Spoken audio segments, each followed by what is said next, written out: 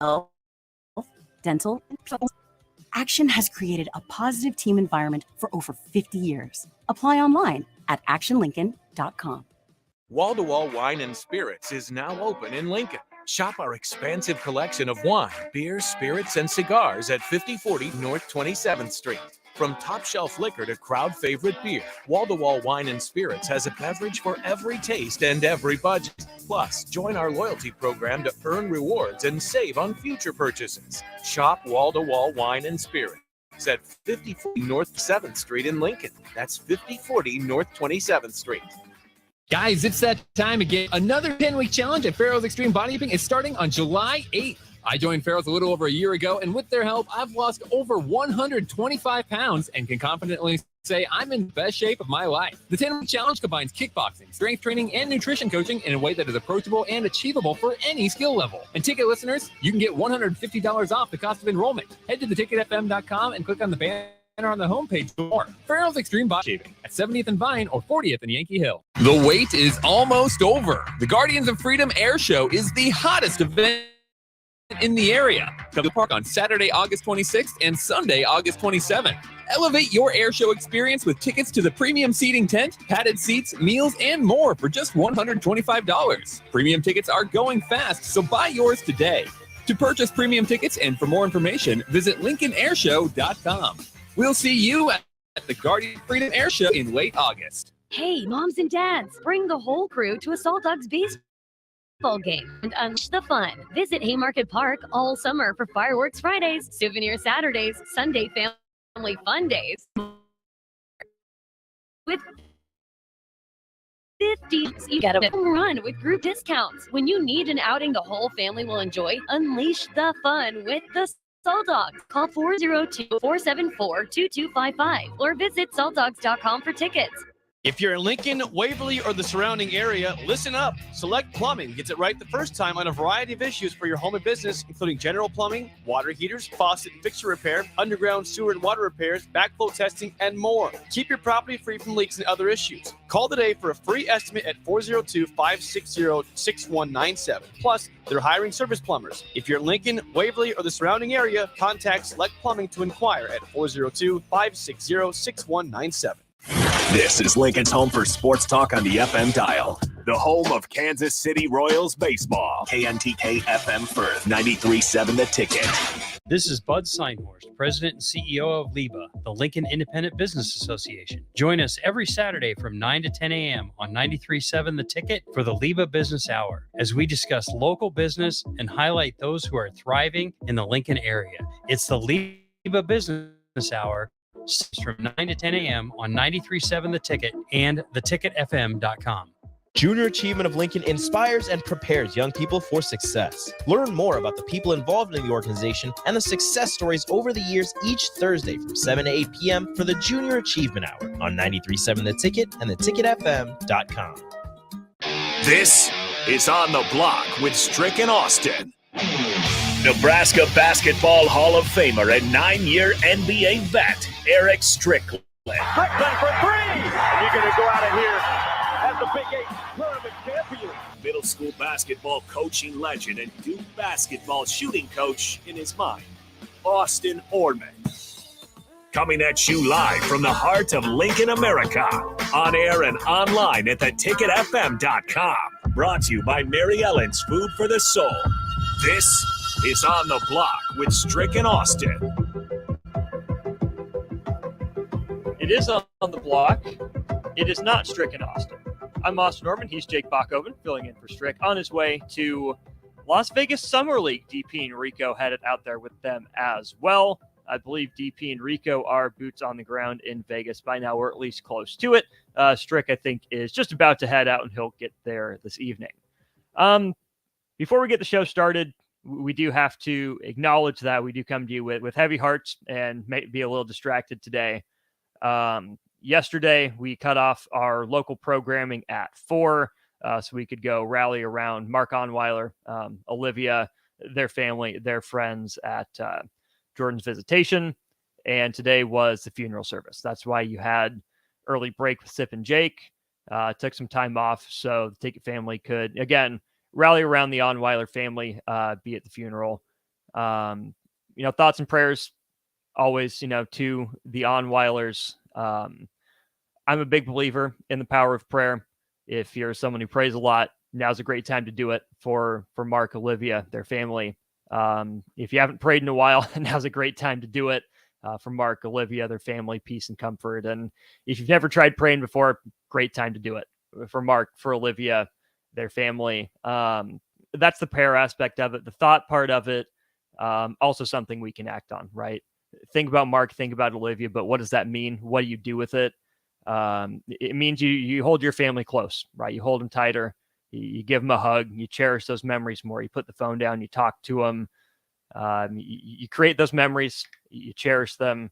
You live in the moment with them, because we truly never know, how many of those moments, how many of those opportunities we get. So, Mark, Olivia, Onweiler family, you're in our thoughts. You're in our prayers. We love you. We're here for you. Take It family, thank you for understanding, for coming alongside them and us as we deal with this curveball that we didn't see coming. Thank you. We appreciate your support. I know Mark and his family do as well. Bach? Yeah, tough day. Couldn't say much better than what you just did, but it was a beautiful service for a beautiful person, a beautiful family, and obviously, like you said, struggling a little bit now. It's, trying to celebrate the life of Jordan, and just be there for the Onweiler family. Mark is an incredible guy. I've worked with him almost 10 years now, or at least known him for that long, and it's just a sad situation, and again, try your best to honor Jordan in celebrating her life.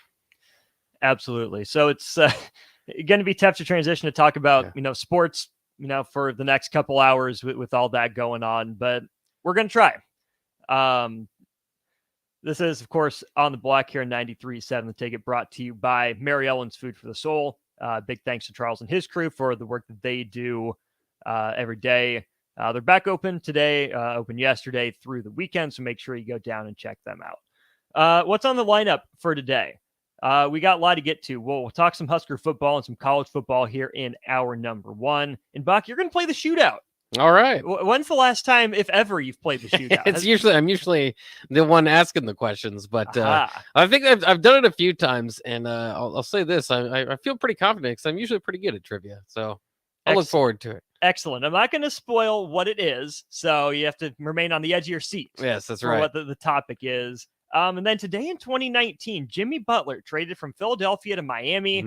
Do we see Dame Lillard traded today? In honor of that, what does Dame do for Miami? We'll kind of break that trade down and go through all that in hour number two. But Bach, you were on your phone scrolling through stuff before the show, and you found a ranking from 24/7 Sports about some of the best and the worst coaches against the top 25 in college football. The first thing that stood out to me was a lot of Big Ten flavor. Yeah. A lot of it. The first coach on the list is Big Ten, in fact, and Mike Locksley. 2-23 in his career against the Power Five. Kind of in line, but obviously worse than his overall head coaching record. I like what Mike Locksley is doing and building at Maryland, but that next step for him is he's got to find a way to get over the hump in a super tough Big Ten East division. Yeah, I mean, I know for Nebraska it's going to get more difficult as we transition to divisionless Big Ten football. But for a team like Maryland, man, is that going to be a breath of fresh air? Hopefully not having to see Penn State, Michigan, Ohio State every year, and then usually whether it's Maryland themselves or Indiana one year, Michigan State another year, there's usually some pretty good competition even past that to be fourth in the Big Ten East, but it is still it is very every year in and year out known, and it is this year again. I mean, you got three teams in the Big Ten East vying for the top 10. And then you don't really see a team for a while. And I think Maryland could be that next team. But like you said, with this list, it really shows, there are conferences where it's difficult. We talk about the SEC and, those top teams that you play, and we'll go down that list either. Those teams generally beat the teams they're supposed to as well. But the Big Ten seems to be, especially in that East, a certain order that stays that order year in and year out. I can't wait to see. I feel like Maryland, and you feel this every couple of years, I suppose. Kind of felt it last year, and they still couldn't get over that hump. They eventually become that team that's like, okay, they'll fight against, a good team. They'll lose to a really good team, usually not even in a close fashion. And they'll win a lot of the games that they're supposed to. And hopefully they can take that next step up, because I'd like to see it with the baby Tua out there for this final year and that program rising. Absolutely. Elsewhere in the Big Ten East on this list, you have Tom Allen, who's 3-23 in his career against top 25 teams. 3 is better than Michael Oxley's 2, but the issue for Indiana fans is that all 3 of them came in that nearly magical 2020 year. I still think the Big Ten made the right decision in sending Ohio State to the conference championship game, but at the same time, you have to feel for Tom Allen and Indiana, how that got snatched away from them. Michael Penix Jr. in his first, really breakout onto the scene season in 2020. It's tough to win at Indiana, given that division, given the location, given, that they haven't consistently invested in football like they have the basketball team. But I think Tom Allen's time is getting close. Greg Schiano back at Rutgers, 0-10. In the last few years, he's been back at Rutgers, but 4-27 overall. James Franklin, 13-20 overall, but if you take out his 1-9 at Vandy, he's above 500 against top 25 teams at Penn State. Jim Harbaugh, 16-18 against the top 25. And that brings us to Matt Rhule and Nebraska. Obviously, Matt Rhule hasn't faced a top 25 team at Nebraska unless you think that Nebraska is going to be that good, in which case Matt Rhule's offense and defense have gone against the top 25 team in practice all spring. I'm not willing to go that far. I am not willing to go that far. But Matt Rhule, in his time at Baylor, I think that's the most illustrative to some degree. 0-11 in his time at Baylor against top 25 teams. Is that something? Is it nothing? What do you make of that 0-11 specifically?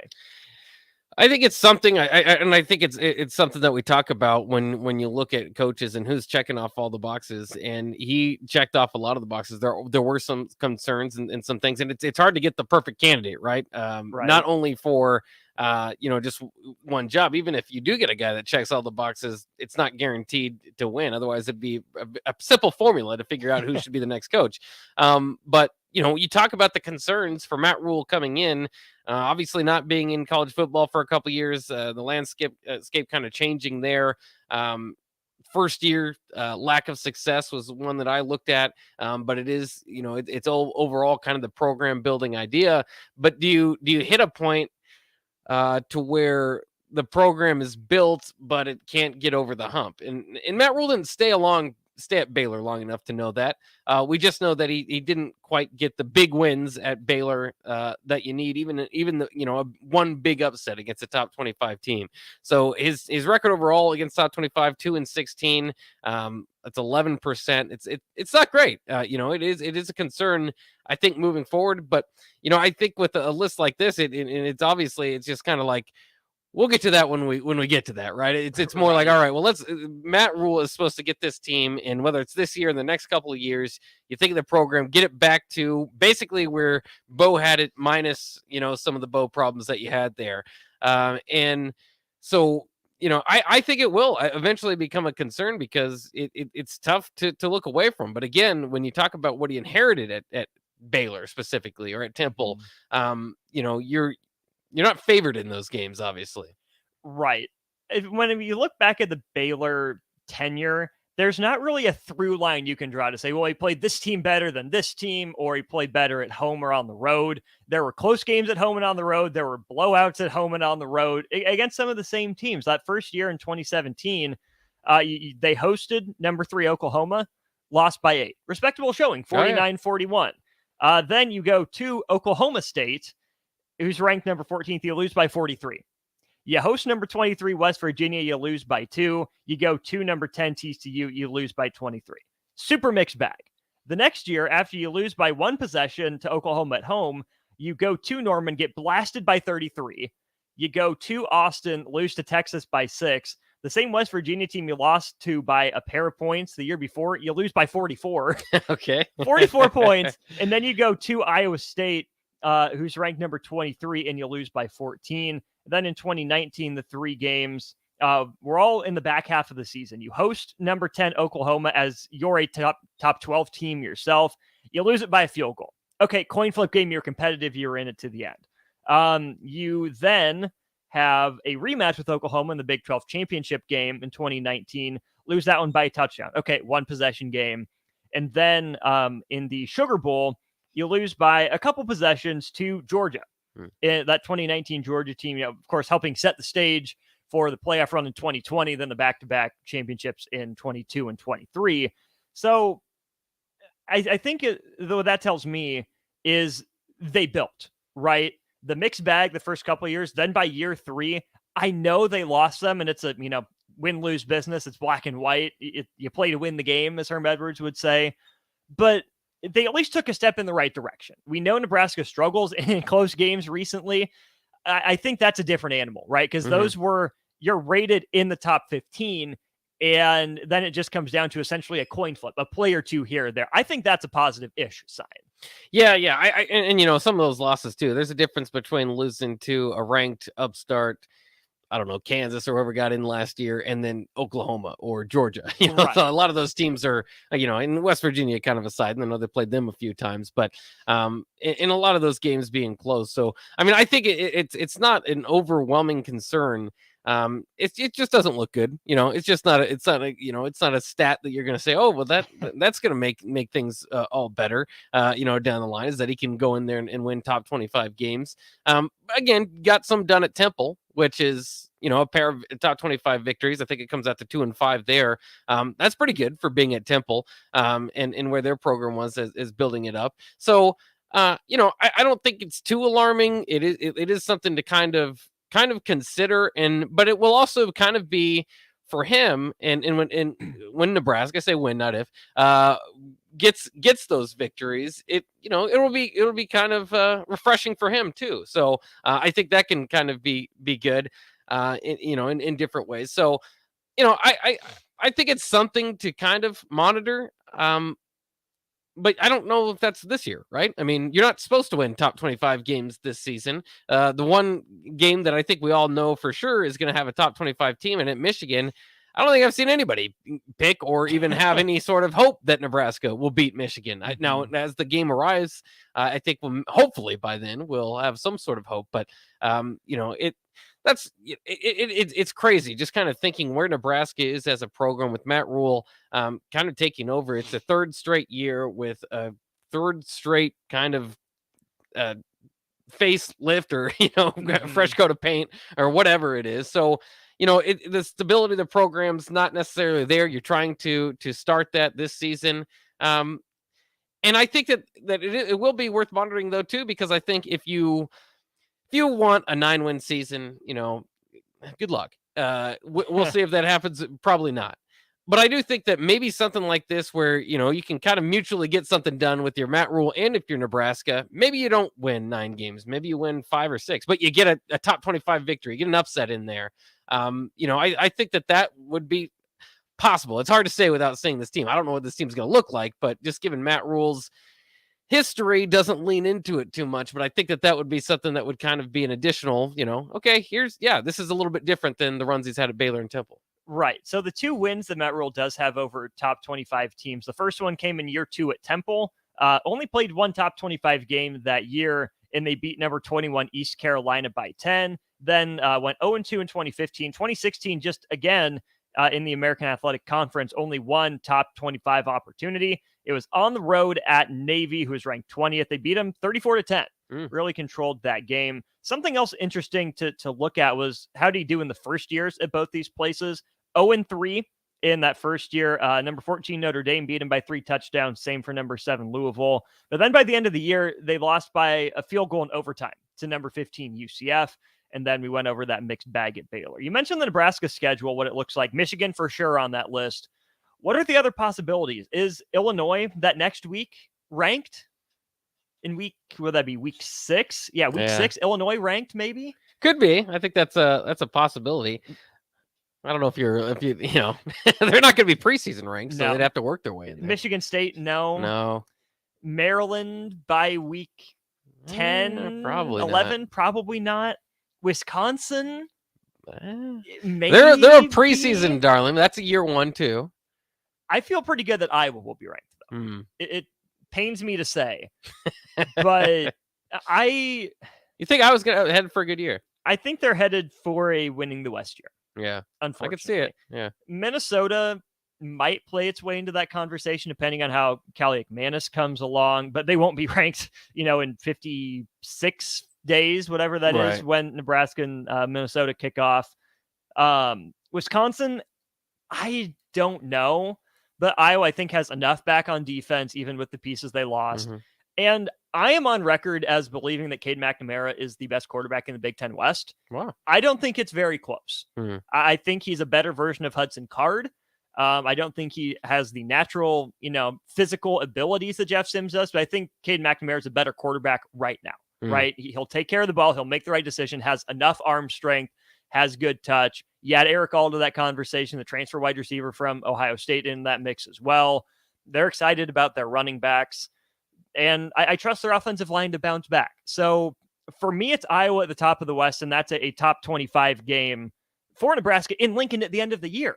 And that, to me, Bach, if there is going to be a top 25 win for Nebraska, let's make it that Iowa one. Yeah, I mean, obviously that was a big win for Nebraska last year, even though, just a good send off for the season and that coaching staff, I suppose, and just getting it out of the way, not letting that streak continue. It's interesting how those Iowa games go because, a lot of times you feel like you're so close. And obviously that was a big part of the whole era with Scott Frost. And then sometimes they just go out there and shellac you and make you feel really bad about yourself. So, I mean, I could see it. It's so hard. Like I said, it's so hard to project anything with not knowing what version of Nebraska you're going to get. They say they're going to do this and that and ball control and run behind their offensive line and fullbacks. And, it's just like, that sounds great. That's what I want. I think that's the right thing to say to set the culture. But I don't know if it's there. Now they do have, I think, an offensive line that's struggled for years. You add 3 pieces. That's a big facelift itself. With Norton Nweli coming back, Ben Scott at center, and then of course Teddy Prohaska coming back from injury. That could really change some things. So, hopefully things get on the right path. I got to be honest. Again, my concern is less of this top 25 conversation than the first year that he's had at his programs. I always thought that was kind of okay. You're probably going to go through it year 1. And again, saying the right thing as far as, this team's ahead of where his other teams were. And, you don't want to go into a year saying, yeah, it'll probably be a bit of year 2. You'll catch it. We heard that from Scott Frost. Yeah. So, I mean, I don't know. I don't know if it can expect consistency out of Nebraska. And that's why I say, I don't know if I would hesitate to say, okay, they're going to win 8 or 9 games. I think it's going to be kind of hit or miss from week to week, at least as far as we can tell. But maybe one of those hits is against Iowa. One of those hits is against a top 25 team where you can at least kind of grab the attention of the nation. The nation's not expecting Nebraska to be a top 25 team this year, but maybe for 1 or 2 weeks, have the nation look your way and go, hey, they actually got things started and rolling there in Lincoln. So, I mean, that's kind of my hope for this season. But again, when a combined 3 games in two first years, I guess that's my hope is what I said it was. And my fear is that it might be another long season for the Huskers. And again, for me, that's not what the Husker fan base deserves, and we know they'll show up and be loud. And I hope that the negativity can kind of subside there if it does go that way. But you can kind of tell. I mean, I kind of think back to Bill Callahan's first year, Mike Riley's first year, Scott Frost's first year. Halfway through the season, you knew this is going to be a bit of a rebuild. This isn't you picking up where the last guy started, basically. Drew in Wahoo sends in a picture from College Game Day when it went to Temple. Matt Rhule's not wearing the smock on his appearance, so I'm vaguely disappointed about that. But the note on screen is that Temple was 7-0 for the first time in school history at that point. So that's a little cool note. And Longsker asks part of this discussion, would you rather win against Iowa or against Michigan? I would rather. I mean, if you hadn't beaten Iowa last year, I might say Iowa, but I always say Michigan. And that's been a conversation for years. People say, "Well, do you want to win? Do you want to beat Wisconsin? Do you want to beat Iowa?" And the best answer there is, for divisional purposes, maybe you lean that way. I've always leaned toward if you could beat Ohio State, if you could beat Michigan, those are losses that resonate throughout the year of college football. The recruits kind of pay attention. When Purdue had their big upset over Ohio State, or Iowa did, and those particularly were blowout fashion. But that's what I'm pointing at. I can recall those. I talk about those years later. Those teams rarely lose, so when they do, it's shocking and it's a big story, and you'll get a lot of attention for it. If Nebraska beats Wisconsin this year, locally we'll be all excited about it, and maybe that's more important than nationally. But it will hardly, depending on where Wisconsin is, but it will hardly be much of a footnote, a day later, or even that day. So that's my answer. I always think you've got maybe season changing victories, which I think Wisconsin and Iowa could be, or you could have program type of changing victories where a victory over Michigan could really jumpstart the program in my mind. You can tell me this is getting too cute, but for me, it really depends on the context. If Nebraska is undefeated heading into Michigan week at home, I want that Michigan win. I will trade the Iowa win for a Michigan win in a heartbeat to get Nebraska to, 5-0 over a top 5 team. I think it's safe to assume at that point, a little bit of revenge for the 2020 game, how that went down, get another crack at. I assume, again, if Nebraska's 4-0, Michigan takes care of business, that's a night game. Maybe it's big noon, but ABC picked that one for the night game back in 2020. And I'm bummed I wasn't able to be in the stadium for that one. That's an absolutely electric looking environment. So that kind of win that early to set the tone would be great. But say Nebraska loses to Minnesota. Okay. The Colorado game isn't inspiring. I don't know if that's a win or a loss. I would like to think a win, but we don't know. Northern Illinois, Louisiana Tech weren't good last year, but business as usual would be losing to Michigan this year. If you tell me Nebraska is 5-6 heading into Iowa week and their top 25 coming to your house, yeah, I want that Iowa win.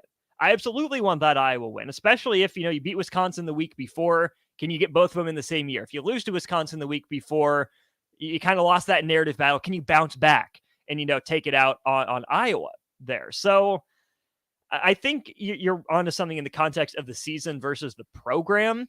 Iowa's going to be good. They're going to come in upset after how things went down last year. Last thing for this segment, then, D-Man on YouTube, thanks for tuning in there, says Cade McNamara is extremely overrated. Very average at Michigan on a playoff team, then bad in the game he played last year. I wouldn't say he was terrible. I mean, 14 of 25 for 180 yards, a touchdown, and a pick isn't great. But again, that's the game he started. It's a very limited sample size, too. Right. The year before that, 2021, complete 64% of his passes, 2,500 yards, and 15-6 touchdown interception ratio. Again, not world beating, but think about the running game that they had to lean on, especially between Haskins and Corum and all those guys. And even in 2020, 4 games he plays in, 61% completion, 5 touchdowns, no picks. I'm not saying Cade McNamara is a superstar by any means. Don't get me wrong. He's a perfect Big Ten West quarterback, though. Game manager to some degree, maybe a little higher ceiling, but Cade McNamara won't be the reason Iowa loses games like their quarterbacks have been in years past. Well, and to your credit too, when you say he's the best in the Big Ten West, maybe that that does like catch your ears. But then you kind of think about it, and it's like, who's number 2? Who's number 3? I mean, so I mean, there's a lot of question marks out there. I think it's a solid upgrade for sure for Iowa, and they added some other pieces there. So I probably fall somewhere in the middle there, where I do think, the name probably, because of the run at Michigan, would make you, is maybe a little bit more elevated in national conversations than maybe it should be. But as far as being the best in the Big Ten West, I'd say sure. I'd say he's probably, starting out right there. He's Jake Bachhoven. I'm Austin Norman. You're listening to On the Block here on 93.7 The Ticket. We've been talking college football in segment 1. We'll keep it going in segment 2. Quinn Ewers puts on an NIL event down in Texas, and the ticket prices are pricey.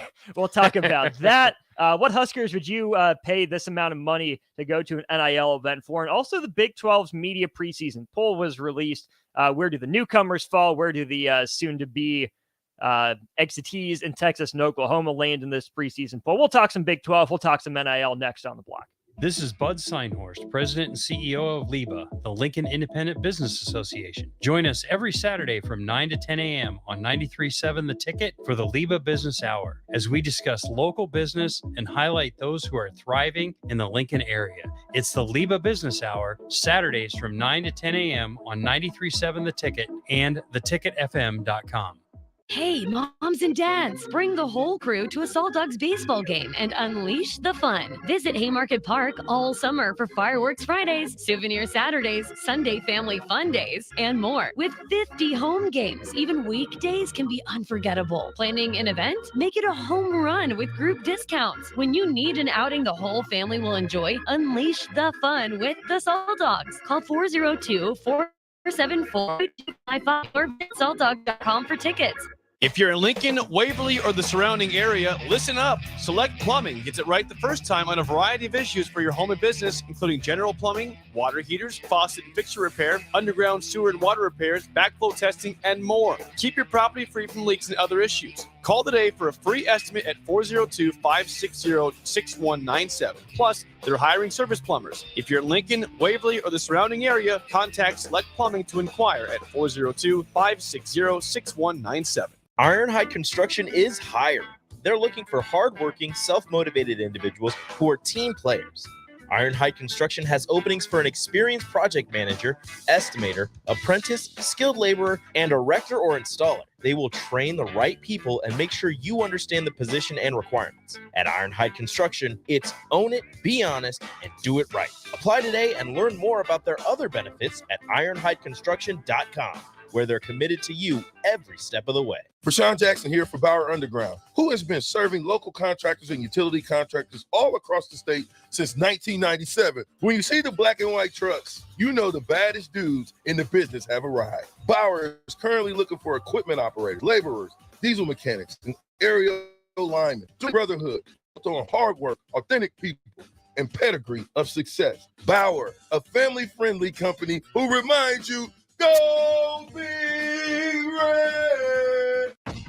Attention all Wings fans. 89-cent wings are back on Tuesdays at Buffalo Wings and Rings in Lincoln. Enjoy the best wings in town for boneless or traditional at a price that makes the whole family happy. And now at the Williamsburg Village Wings and Rings, you can enjoy $1.50 tall boys in Bud Light, Coors Light, Busch Light, and Michelob Ultra every day after 7 p.m. and all day on Sundays. Get to Wings and Rings today and make sure to stop by on Tuesdays for 89-cent wings.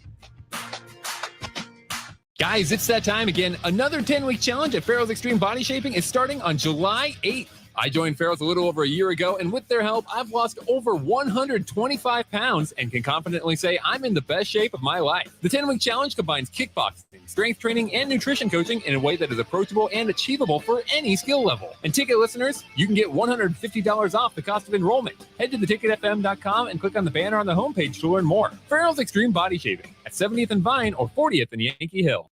Y'all feeling lucky? Luke Combs here, and I have an exclusive opportunity for you to win $500,000 by joining me in the Living Lucky with Luke Combs lottery experience. When it rains, it pours for lucky fans and lottery players who enter to win a chance of a lifetime. Join me in Nashville for a private concert at the iconic Ryman Auditorium in 2024. One lucky winner will have the chance to walk away with $500,000 at the end of the show. Details at nelottery.com. Living Lucky with Luke Combs ticket top prize odds 1 in 128,000. Are you working in or looking to get into the electrical construction industry? The electrical workers of Local Union 265 are now hiring licensed journeymen and apprentices and are offering great pay and benefits. Call Mike at 402-875-1034 to apply. Start your electrical career today. Junior Achievement of Lincoln inspires and prepares young people for success. Learn more about the people involved in the organization and the success stories over the years each Thursday from 7 to 8 p.m. for the Junior Achievement Hour on 93.7 The Ticket and theticketfm.com. If you or someone you know is having thoughts of suicide or experiencing a mental health or substance use crisis, call 988 for free, confidential, and compassionate support. On July 16th, the National Suicide Prevention Lifeline is transitioning to 988. There is hope For 24/7 support, call, text, or chat 988. Sponsored by Nebraska DHHS, aired with the Nebraska Broadcasters Association and this station. Now back to On the Block with Strick and Austin on 93.7 The Ticket and theticketfm.com. We're back here on the block talking college football in hour number one. I'm Austin Norman. He is Jake Bachhofen taking over for Eric Strickland, maybe forever, maybe just for today. We'll have to see. And yes, we do have confirmation. Rico and DP are in Las Vegas. Rico's food, I can't quite, it looks like an egg sandwich of some sort, and just like a regular hot dog bun or like hamburger bun. Like, yeah, that doesn't look like breakfast bread to me. No. But it's Vegas, so That's maybe it's interesting. fancy. Yeah. Did you ever try an egg on a hamburger? I have well, okay, yes, but my issue is the runny yolk. Yeah, you didn't I don't like being a messy eater. So if it was a scrambled egg, I could probably do better. But it's the runny yolk that gets Yeah. me. I don't know. I just, I wasn't so much, nothing about the texture really bothered me. I was just kind of disappointed because to me, that sounds good. Like the first time I heard it, it's like, oh yeah, I'm going to try that. And I tried it and I came away unimpressed. So, some people like it, some people don't. I guess I'm one that I just didn't care for it. It's fine. Yeah. Whatever. Yeah. Take it or leave it. Speaking of take it or leave it, the opportunity to attend an event with Quinn Ewers, hosting his first NIL event, titled appropriately, An Evening with Quinn Ewers. So a little bit of thought went into that. Maybe it'll be on Saturday, July 22nd in Austin. Ticket prices are quite something. Kids get in for $38. I thought you were going to say free, but okay. No, absolutely not. not. No kids get in for $38. $38 for children, not seen an age listed. Adult tickets, $284 for an evening with Quinn Ewers. Oh, but don't worry. There's the VIP ticket. Oh, yeah. Above and beyond the adult ticket, $2,312 for one ticket. For one VIP ticket. Well, you've got to do something in NIL to get the money. Like you have to pay it off. You have to do something. So I'm guessing a lot of those VIP tickets are for donors, a way for the donors to give more money than they necessarily would want to for a ticket, but rather just to keep Quinn Ewers happy. Right. There's also a fourth option. If you can't attend, but you want an autographed jersey, you can buy it. What do you think an autographed jersey runs for Quinn Ewers? Yes. Let's go with $200. Really good. $210. Yeah. That doesn't say before, after shipping and handling. Yeah. They always get you with shipping and handling. Oh, yeah. At least $210. It'll move up to like $350 by the time you're done for some reason. Oh, no kidding. But the event isn't just, a Quinn Ewers vanity project. It is going to help benefit a 501c3 called Merging Vets and Players. I hadn't heard of this before, but it was set up by Jake Laser of Fox Sports. And then a former Green Beret who was a long snapper at Texas, played in the NFL a little bit. Nate Boyer was his name. And the goal, it says from the website of the nonprofit, by merging vets and players, we create an environment where these warriors can share each other's strength and experience and can support each other in building fulfilling lives of service and strength. So I laughed at the ticket prices to start, but it does seem like a cool opportunity to, meet a quarterback who wants to do something good for the community. Yeah. And a lot of NIL, I shouldn't say a lot, but, you see that from time to time. That's really cool to see people, try to uplift the community. I always kind of think about it, though, if you're Quinn Ewers, because some of them do, they say like, all right, well, 100% of this is going to to this charity or that, and it's it's nice, but I would also think like you should probably also take a little bit of this. I mean, you also are the draw here, so I mean, I don't know if he is or not, but I would encourage that because I know some people, like a Quinn Ewers figures, I'm going to be a pro, I'm going to make all this money, but you never know. So I mean, at least some get along money for now, because I always think like if you have that opportunity. And it's great to be charitable, don't get me wrong, but and 5 years down the line, it's not it just won't be there. So just because you're young and some people say, well, the NIL is taking over college football and it shouldn't be this way or that way, it is. And so I would at least take advantage of that. But at the same time, in no way am I shaming what he is doing, as that is very cool. So hopefully, we see that from time to time too. Obviously, Malachi Coleman's got his thing rolling, and so that's just it's really cool to see young people look out and above and beyond themselves as well. What is a fair split in your estimation between the amount that goes to the charity, the nonprofit, and what percentage goes to Quinn Ewers? I don't know. I'd at least probably try to get 20% of your Quinn Ewers, something around there. I mean, that's still very charitable. But I'd at least cover for yourself. And then if, it comes down to a time, and this is just the stage, if you do end up getting drafted in the top 10 and you're making all this money, you can give it back. You can basically, at some point, if you wanted to have that impact, is again, go to charity in that way. But I would I think it is important to kind of take care of yourself while you have the opportunity as well. And I know they've got, everybody, a lot of different, I know Michigan had something along those lines. I believe, was that Cade McNamara or JJ McCarthy? I can't remember. One of them had something that was going to the, the local community. But, I just, I sound weird trying to say keep some for yourself, but no, I think it is. I think there is a little bit of that. Is somebody's got to be looking out for you or yourself as well. This is where it's interesting too, because it's not like the nonprofit is paying him to be there, right? It sounds like he's doing this, in association with. So it's not like a company is paying him to be there, which is where Big Bird on the text line brings up a good point. Proceeds could be after he gets paid as well, but who's setting that term? Is Quinn Ewers saying, yep, I'll take 20%. I'll take 25.75, something like that. I'd be curious to know what the breakdown is, because again, it sounds like this isn't supposed to be. I mean, Quinn Ewers is the headline of it, but it's not just, hey, give me money because I'm quarterback at Texas. It sounds like it's supposed to be for a good cause, for a good reason. So I'd be curious to know some of the terms for that. According to this article too on 3, Quinn Ewers isn't even the highest valued quarterback on his roster. It's Arch Manning, who is supposedly the highest valued player in all of college football. He's at number 1, Caleb Williams at number 2. Any guess who's at number 3? Ooh, that's a good question. I'm trying to think who would be really valuable. I mean, Quinn Ewers would be right up there. Is he in the 13th. top? He's 13th. Okay.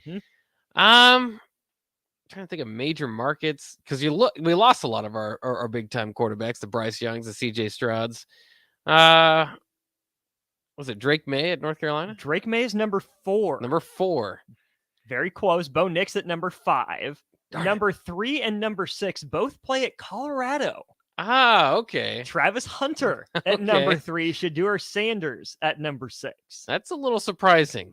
JJ McCarthy, number 7. Marvin Harrison Jr., number 8. Michael Penix Jr., actually, number 9. And then Jordan Travis at Florida State rounds out the top 10. And we talked a little bit about Indiana earlier, but that Michael Penix's career revival there. I mean, that's just got to feel bad if you're a Hoosier. I mean, that one magical year, and then they were just awful the next year. Threw like 4 picks against Iowa. I think it was the first game or second game. Just never got back on track, and now he's a Heisman candidate at Washington, and they have no problem talking about their goal to win a national championship. They're not moseying around. So yeah, hopefully we can do well in the Pac-12. They're going for a national title this year. So. Right. I didn't realize Washington finished number 8 in the country. Yeah. In the final poll last year. I got family that lived up in Seattle for a long time. I went to Nebraska, so they have those Nebraska degrees. I always root for the Huskers, but the Dogs are their second team. So we were all happy for them for that. Turning our eyes back to the Big 12 and Quinn Ewers and Texas, the Longhorns picked by the media to win the Big 12 conference. They get 41 of the 67 available first place votes in the poll. They get Ewers back from last year and 14 other starters from a team that went, I believe, 8-5 it was last year. 5 of those players out of those 14, 15 back are preseason all Big 12. But Texas, Bach, when do you think the last time was that Texas was picked to win the Big 12? Was it last year? It was not last year, surprisingly. So they're picked often. This is the media poll. Oh, okay. According to the Athletic, the article I'm reading here, the Longhorns claimed the number 1 spot for the first time since divisions went away in 2011. Wow. That long. That's surprising because Texas is almost every year Texas is back and Texas is overrated. But you do forget too, the stranglehold that, that Oklahoma had over that conference. I mean, there was like a sure thing from the Big 12, and it's a very competitive conference now, and has been, but it's like competitive to a point. Kansas was going to win the basketball championship, and Oklahoma was going to win the football championship, and everything else would be competitive, and you'd have upstart teams and fun competitions to challenge those teams. But that's basically what was going to happen year in and year out. Since divisions went away, Oklahoma's been picked to win the league 9 out of 13 times they've done that. Oklahoma got 4 first-place votes, picked third in the conference, also with 4 first-place votes, but at number 4, Texas Tech. Under second-year head coach now, Joey McGuire, of course, the father of Garrett McGuire, Husker wide receiver coach. Texas Tech, a sneaky 8-5 last year in Joey McGuire's first year, picked ahead of TCU, who gets only 3 first-place votes, number 5 in the preseason poll. Right amount of respect, disrespectful. Where do you fall with TCU in that pecking order? I'd say that's a little bit disrespectful. They do lose quite a bit. And again, I'll say this, for as long as I've been watching college football, I think Sonny Dykes leading TCU to the championship game is the most random outcome I've ever seen last season. But it happened. They did win a lot of games, barely, and obviously had a Heisman Trophy at least candidate there, and you lose Max Duggan. So I mean, I could see a drop off this year, but still I think there is a level of disrespect to drop them that low. I mean, I still, you see them in the polls are generally 17th or 18th around there at the preseason polls. But it is what it is. Texas does look like a good team. I think at times they can be overrated. I don't know. It's hard for me to say, okay, just pick a Big 12 team, because you could pick like any of 8 teams maybe, and I'd say, okay, I can see it. I don't necessarily think it'll happen, but I can see it. Number 2, we skipped over. Kansas State got 14 first-place votes. Curious to see if they can follow it up under Chris Kleiman. They keep building. They end up only, what'd that be, if I can do math quick? Yeah, 28 points. However, that's scored behind Texas. So really it was Texas and Oklahoma State, or Texas and Kansas State, rather. Little Freudian slip there as I get to Oklahoma State, who got the remaining first place vote. I'm fascinated to know who that was. I doubt it was Mike Gundy, but they are picked to finish in the middle. Baylor is picked 6th, 1 spot ahead of them. But we have to mention the newcomers as well to the Big 12. That took effect. We have 4 new teams in the Big 12. All of them picked 8th or lower. UCF supposed to be the best newcomer according to the media. They finished 2 points, 1 spot ahead of last year's surprise in Kansas. Who do you like more in the Big 12 next year? UCF and Gus Malzahn, or year 2 of Lance Leipold and Kansas's full resurgence? Well, if they can keep a part of the Kansas's problem last year, we remember they started hot and eventually lost a lot of games down the stretch, but they lost their quarterback, and they played a wildly entertaining bowl game with him back. I think if they can, kind of keep him healthy, he's a big part of that.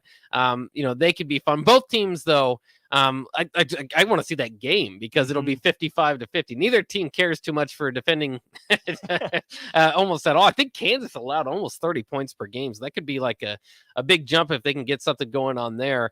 And to have the seasons that they do in the Big 12, or teams that a couple teams did last year while giving up like 30 points per game is crazy. But I'd probably lean towards UCF. I think it's right. I mean, if there's a team, a newcomer that's going to make a little bit of noise this year in the Big 12, you could see UCF fitting in, partially just because they're kind of built for the Big 12. They also have the Florida athletes. We know that, going back to Scott Frost tenure, most teams, and as we've seen with Nebraska and just about any team that's made the jump in the last 10 years to conferences, doesn't end up working out too well at least in the long haul. But I think I'd probably slightly favor UCF there, but I think, and it's weird to say this, it still feels a little bit weird. I think both those teams, Kansas included, are going to be very entertaining to watch. Rejoice, because that game is October 7th, the day after Nebraska, Illinois. You can watch it. Hey, mark it down in your calendar. Does that happen to me in Lawrence? I might just go travel down. It is in Lawrence. That's not too far down. That'd be a good trip. Absolutely do that. The other newcomer teams, BYU in a conference for the first time since like 2010, when they went back to being independent, is picked 11th. Houston picked 12th. Cincinnati picked 13th. Scott Satterfield's still such a weird hire for Cincinnati. I don't buy that one. But West Virginia, pretty clear runaway last place finisher, 14th. this is probably it for Neil Brown if that comes to Yeah. pass. Is that fair to say? I think so. And they lost their starting quarterback. Where did he ended up transferring? Something like he transferred down. And JT Daniels, of course, former Georgia quarterback, also former USC quarterback. So he's just been around. But yeah, I mean, He went to Rice. He went to Rice. Oh, good. Oh, great. I was going to say, too, it's just always funny because Neil Brown partially got that job for what he did at Troy, which including beating Nebraska in 2018. So West Virginia probably was tricked a little bit by that game. Yeah, weren't we all? Yes. Oh, well. So, yeah, there's a good rundown of the Big 12 football preseason poll according to the media. Would Texas be your pick, by the way, real quick?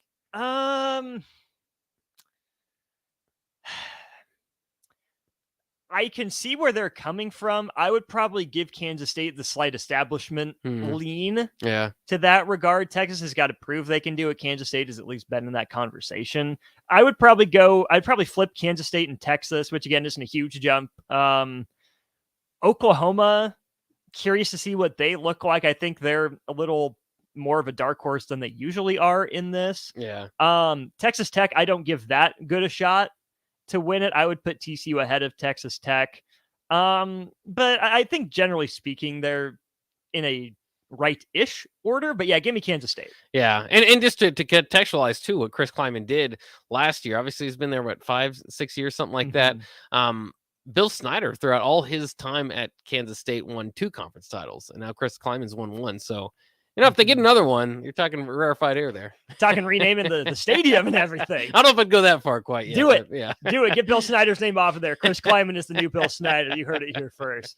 We're going to play shootout. Yep, that's right. 2 days in a row. We didn't do it on Tuesday, so we did it yesterday. And I just tell from looking at Bach yesterday, he really wanted to play today. Right. So we are going to play the shootout with Bach. Call now, 402-464-5685. $30 to Buffalo Wings and Rings on the line for you. All you got to do is take down Bach in trivia. We'll play the shootout next. Hey, CNC machinists, do you feel like you're in a dead-end job with your boss hovering over your shoulder? That's so annoying. Not at Garner Industries. We provide the opportunity and trust our CNC machinists to bring the talent. I'm Bob Williams, HR Director at Garner Industries, and we're looking for new team members in our CNC department. At Garner Industries, you'll work in a clean, climate-controlled, safe environment with team members who want to see you succeed. You will also enjoy 4-day work weeks, great benefits, and a positive working culture. Interested? Apply on our career page at garnerindustries.com. Arnold's Tavern in Havelock is the place to be this summer and the best place in town for shuffleboard. Come on Wednesdays and learn from some of the best players in town for the shuffleboard corner for just $5 and get your first drink on the house. Come on Sundays for open house league all day starting at 11 a.m. and enjoy $3 tall boys and $3 wells. Happy hour is every day from 3 to 6 p.m. and you are always welcome to bring in your own food. Arnold's Tavern in the heart of Havelock. Rashawn Jackson here for Bauer Underground, who has been serving local contractors and utility contractors all across the state since 1997. When you see the black and white trucks, you know the baddest dudes in the business have arrived. Bauer is currently looking for equipment operators, laborers, diesel mechanics, and aerial linemen. Join the brotherhood built on hard work, authentic people, and pedigree of success. Bauer, a family-friendly company who reminds you, go Big Red! If you or someone you know is having thoughts of suicide or experiencing a mental health or substance use crisis, call 988 for free, confidential, and compassionate support. On July 16th, the National Suicide Prevention Lifeline is transitioning to 988. There is hope. For 24/7 support, call, text, or chat 988. Sponsored by Nebraska DHHS, aired with the Nebraska Broadcasters Association and this station. If you have concerns about your drinking water, just call Bryant. If your water doesn't look right, smell right, or taste right, Bryant can help. If your water has high levels of iron, Bryant can help. If you're tired of foggy dishes and dingy clothes, Bryant can help. Whatever your home water needs are, Bryant is here with a solution to fit your needs. Be sure about your water. Just call 467-1111. Bryant Air Conditioning, Heating, Electrical, and Plumbing. We do whatever it takes. Hi, Sean Callahan here for Coppell Chevrolet GMC, and our big summer sales event is underway this month. Right now, get 0.9% interest rates. Yes, you heard right. 0.9% APR on select new Chevrolet and GMC vehicles vehicles, plus a $1,500 trade-in bonus on select Silverados and Sierras. You put all that together with some big couple discounts, and you have a tremendous buying experience. So stop on into the dealership or check us out online at couplecars.com. You'll be glad you did. All deals with approved credit. Junior Achievement of Lincoln inspires and prepares young people for success. Learn more about the people involved in the organization and the success stories over the years each Thursday from 7 to 8 p.m. for the Junior Achievement Hour on 93.7 The Ticket and theticketfm.com. Y'all feeling lucky? Luke Combs here, and I have an exclusive opportunity for you to win $500,000 by joining me in the Living Lucky with Luke Combs Lottery Experience. When it rains, it pours for lucky fans and lottery players who enter to win a chance of a lifetime. Join me in Nashville for a private concert at the iconic Ryman Auditorium in 2024. One lucky winner will have the chance to walk away with $500,000 at the end of the show. Details at NILottery.com. Living Lucky with Luke Combs ticket top prize odds 1 in 128,000. Attention all Wings fans. 89-cent wings are back on Tuesdays at Buffalo Wings and Rings in Lincoln. Enjoy the best wings in town for boneless or traditional at a price that makes the whole family happy. And now at the Williamsburg Village Wings and Rings, you can enjoy $1.50 tall boys in Bud Light, Coors Light, Busch Light, and Michelob Ultra every day after 7 p.m. and all day on Sundays. Get to Wings and Rings today and make sure to stop by on Tuesdays for 89-cent wings. Guys, it's that time again. Another 10-week challenge at Farrell's Extreme Body Shaping is starting on July 8th. I joined Farrell's a little over a year ago, and with their help, I've lost over 125 pounds and can confidently say I'm in the best shape of my life. The 10-week challenge combines kickboxing, strength training, and nutrition coaching in a way that is approachable and achievable for any skill level. And ticket listeners, you can get $150 off the cost of enrollment. Head to theticketfm.com and click on the banner on the homepage to learn more. Farrell's Extreme Body Shaping at 70th and Vine or 40th and Yankee Hill. Alexa, play 93.7 The Ticket. Okay.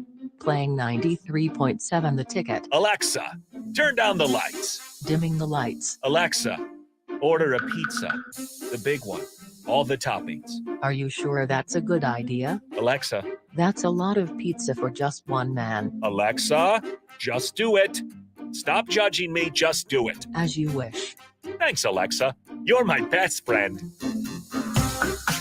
This is Bud Seinhorst, President and CEO of LIBA, the Lincoln Independent Business Association. Join us every Saturday from 9 to 10 a.m. on 93.7 The Ticket for the LIBA Business Hour, as we discuss local business and highlight those who are thriving in the Lincoln area. It's the LIBA Business Hour, Saturdays from 9 to 10 a.m. on 93.7 The Ticket and theticketfm.com. It's time to play Shootout with Strick. Call now. 464-5685 to take your shot against Eric Strickland. Shootout with Strick. Brought to you by Buffalo Wings and Rings. Time to play the game! Let's head to the Honda of Lincoln hotline to play the shootout with not Strick, but with Bach. That's right. We welcome in Kent on the Honda of Lincoln hotline. Kent, how are you today? Doing well, thanks. Glad to hear it. Have you played the shootout before? Are you familiar with the rules? I have. Excellent. All right, we'll give Bach his questions first, and then we will get to you. We're doing Home Run Derby trivia. Uh-oh. I know it's next week as a part of MLB All-Star Weekend, but the bracket is officially set. So it piqued my interest. That's the route we're going. All right, Bach, are you ready? I'm ready. All right, let me get this pulled up. We'll go here in 3, 2, and 1. He won last year's Home Run Derby. Juan Soto or Fernando Tatis Jr.? Juan Soto. Yep, he was the first player to win multiple Home Run Derbies. Ken Griffey Jr. or Prince Fielder? Prince Fielder. It was Griffey. He's the most recent American League player to win the Derby. Yoenis Cespedes or Robinson Cano? Cano?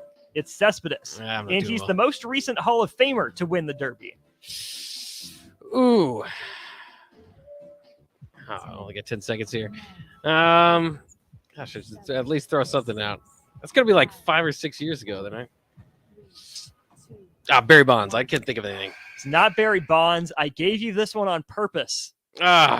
David Ortiz. David Ortiz. I should have thought. Barry Bonds isn't even in the Hall of Fame, is he? He is not. Correct. Well, I sound like an idiot. At least I got one. That's all right. You got the first one. That's right. And just slid from there. All right, Kent, you need 1 to tie. You need 2 or more to win. Are you ready for your round? Yep. All right, starts here in 3, 2, and 1. He won the 2019 Home Run Derby. Bryce Harper or Mike Trout? Harper. Yep. He's the most recent player to win multiple Home Run Derbies. Pete Alonso or Prince Fielder? Alonso. Yep. He won the first Home Run Derby. Dave Parker or Wally Joyner? Joyner. It was Parker, and he's the only 3-time Home Run Derby champion.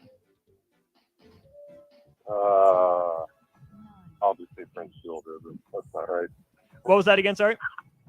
I said Prince Fielder, but that's not right. Oh, yeah, it is not Prince Fielder. It is Ken Griffey Jr., the only player to win it 3 times. But, Kent, that's all right. Boom shakalaka! Finish him. Give me a hell yeah! I said give me a hell yeah! Kent, you did it. You took down Bach in trivia. $30 to Buffalo Wings and Rings is yours. Congrats on the win. Hold on the line. We'll get your information down and make sure that you get your $30 there. Again, Bach, you got the first one right. Yeah, that was not a good. You gave me David Ortiz. I should have thought of that. I'm not good with open-ended questions. Obviously, one or the other makes it a lot easier. But I started to panic there. I thought how much time I had left, but Ken Griffey Jr. should be the answer. What we learned in that is that just say Ken Griffey Jr. more often than not. Really good.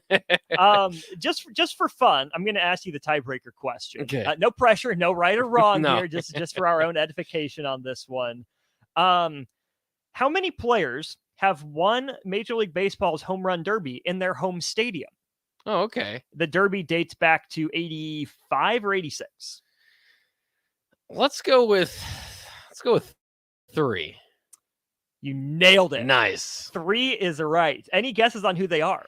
I don't necessarily recall. Okay, the first one was Ryan Sandberg Okay. in 1990 with the Cubs. Wouldn't have remembered that one. 2015, Todd Frazier did it. The Okay. Todd Father at Great American Ballpark.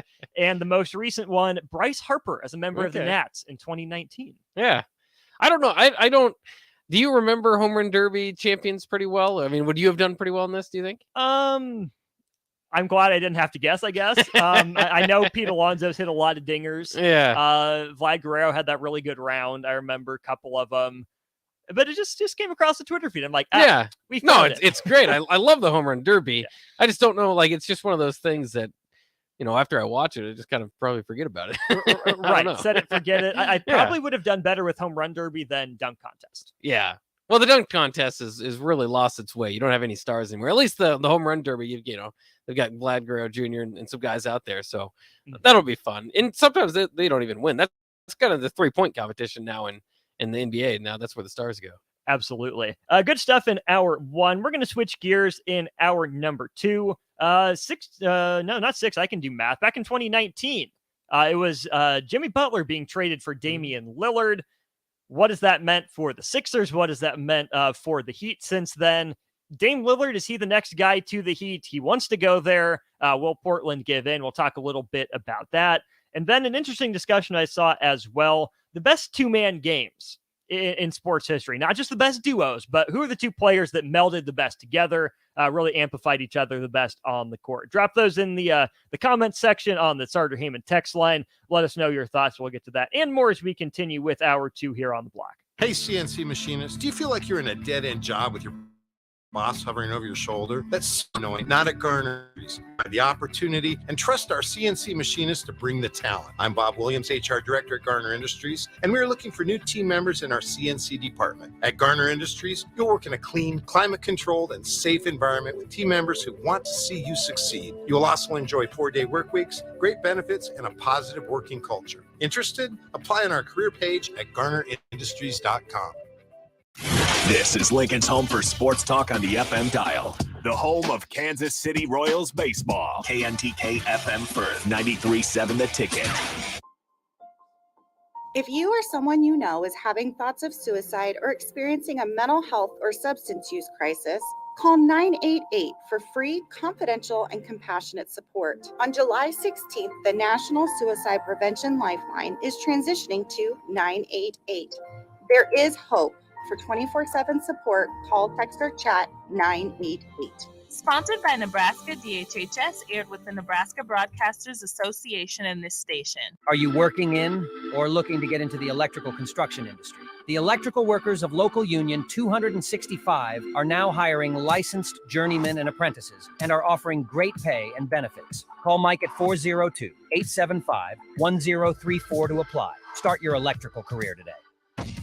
Attention all Wings fans. 89-cent wings are back on Tuesdays at Buffalo Wings and Rings in Lincoln. Enjoy the best wings in town for boneless or traditional at a price that makes the whole family happy. And now at the Williamsburg Village Wings and Rings, you can enjoy $1.50 tall boys in Bud Light, Coors Light, Busch Light, and Michelob Ultra every day after 7 p.m. and all day on Sundays. Get to Wings and Rings today and make sure to stop by on Tuesdays for 89-cent wings. Arnold's Tavern in Havelock is the place to be this summer and the best place in town for shuffleboard. Come on Wednesdays and learn from some of the best players in town for the shuffleboard corner for just $5 and get your first drink on the house. Come on Sundays for open house league all day starting at 11 a.m. and enjoy $3 tall boys and $3 wells. Happy hour is every day from 3 to 6 p.m. and you are always welcome to bring in your own food. Arnold's Tavern in the heart of Havelock. Hey, moms and dads, bring the whole crew to a Salt Dogs baseball game and unleash the fun. Visit Haymarket Park all summer for fireworks Fridays, souvenir Saturdays, Sunday family fun days, and more. With 50 home games, even weekdays can be unforgettable. Planning an event? Make it a home run with group discounts. When you need an outing the whole family will enjoy, unleash the fun with the Salt Dogs. Call 402-474-2255 or visit saltdogs.com for tickets. You deserve the best. With a Liberty First MasterCard, you can pay down your high-rate debt and could save hundreds when you transfer the balance. The Liberty First Credit Union MasterCard has no balance transfer fees, no cash advance fees, and no annual fee. And with a fixed rate as low as 9.99% APR and you choose rewards, you'll be able to manage your card your way. Visit libertyfirstcu.com. Rates and terms are based on your credit and subject to change. Federally insured by NCUA. Liberty First Credit Union. Banking with purpose. Too many people believe that chronic pain, allergies, or illness are permanent and something you're stuck with.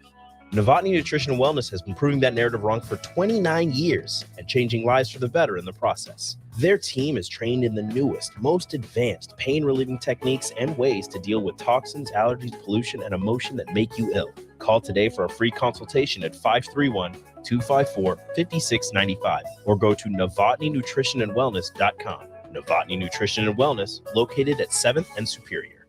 Finally, a good reason to have a smart house. Just say, Alexa, play 93.7 The Ticket, and we'll magically start playing. How's it work? Nobody knows. Don't ask questions. Your home is your empire. Protect it with Empire Fence. Get a free instant quote with the online estimating EmpireFence.com. See an upfront estimate with no hidden fees. An Empire Fence can provide privacy and improve the appearance of your home. Keep kids and pets in or out of your yard. Increase security and add value to your property. Visit empire-fence.com now to view the stylish and maintenance-free possibilities for your home and get a free instant online quote. Let Empire Fence protect your empire. Rosie Sports Bar and Grill. Open for lunch and dinner at 10th and P or at 1501 Center Park Road. This is On the Block with Strick and Austin. Nebraska Basketball Hall of Famer and 9-year NBA vet, Eric Strickland. Strickland for three! And you're going to go out of here as the Big 8 tournament champion. Middle school basketball coaching legend and Duke basketball shooting coach in his mind, Austin Orman. Coming at you live from the heart of Lincoln, America. On air and online at theticketfm.com. Brought to you by Mary Ellen's Food for the Soul. This is On the Block with Strick and Austin. Yes, it is. No, it isn't. It is On the Block. It is not Strick and Austin. I'm Austin. He's Jake Bach-Oven. Bach, thanks for filling in for Strick today. Appreciate you. Absolutely. Yeah, it's fun to jump back on the block. Yeah, nice having you. Great college football hour. We'll put that up on the podcast later tonight. If you miss it, want to go back and listen to any of our thoughts on some Big Ten coaches' top 25 records in their careers, including Matt Rhule's. And then the Big 12 preseason media poll came out. And Quinn Ewer's big NIL event we talked about. We're going to switch our focus here in this first segment of the second hour to the NBA. But first, we have to make sure we thank Charles and everyone out at Mary Ellen's Food for the Soul out at 27th and Pine Lake. They are open today. They were open yesterday. They're open all the way through the weekend. Help yourself to their lunch buffet. Get filled up. I mean, it's a buffet. You can get as much as you want. It's super filling, super good, though. You probably won't need anything else the rest of the day. 402-464-5685, number to get into the show. Text line and comment section. Remember, we want you to drop your best duos in sports, the best players that worked well together, that played the best together.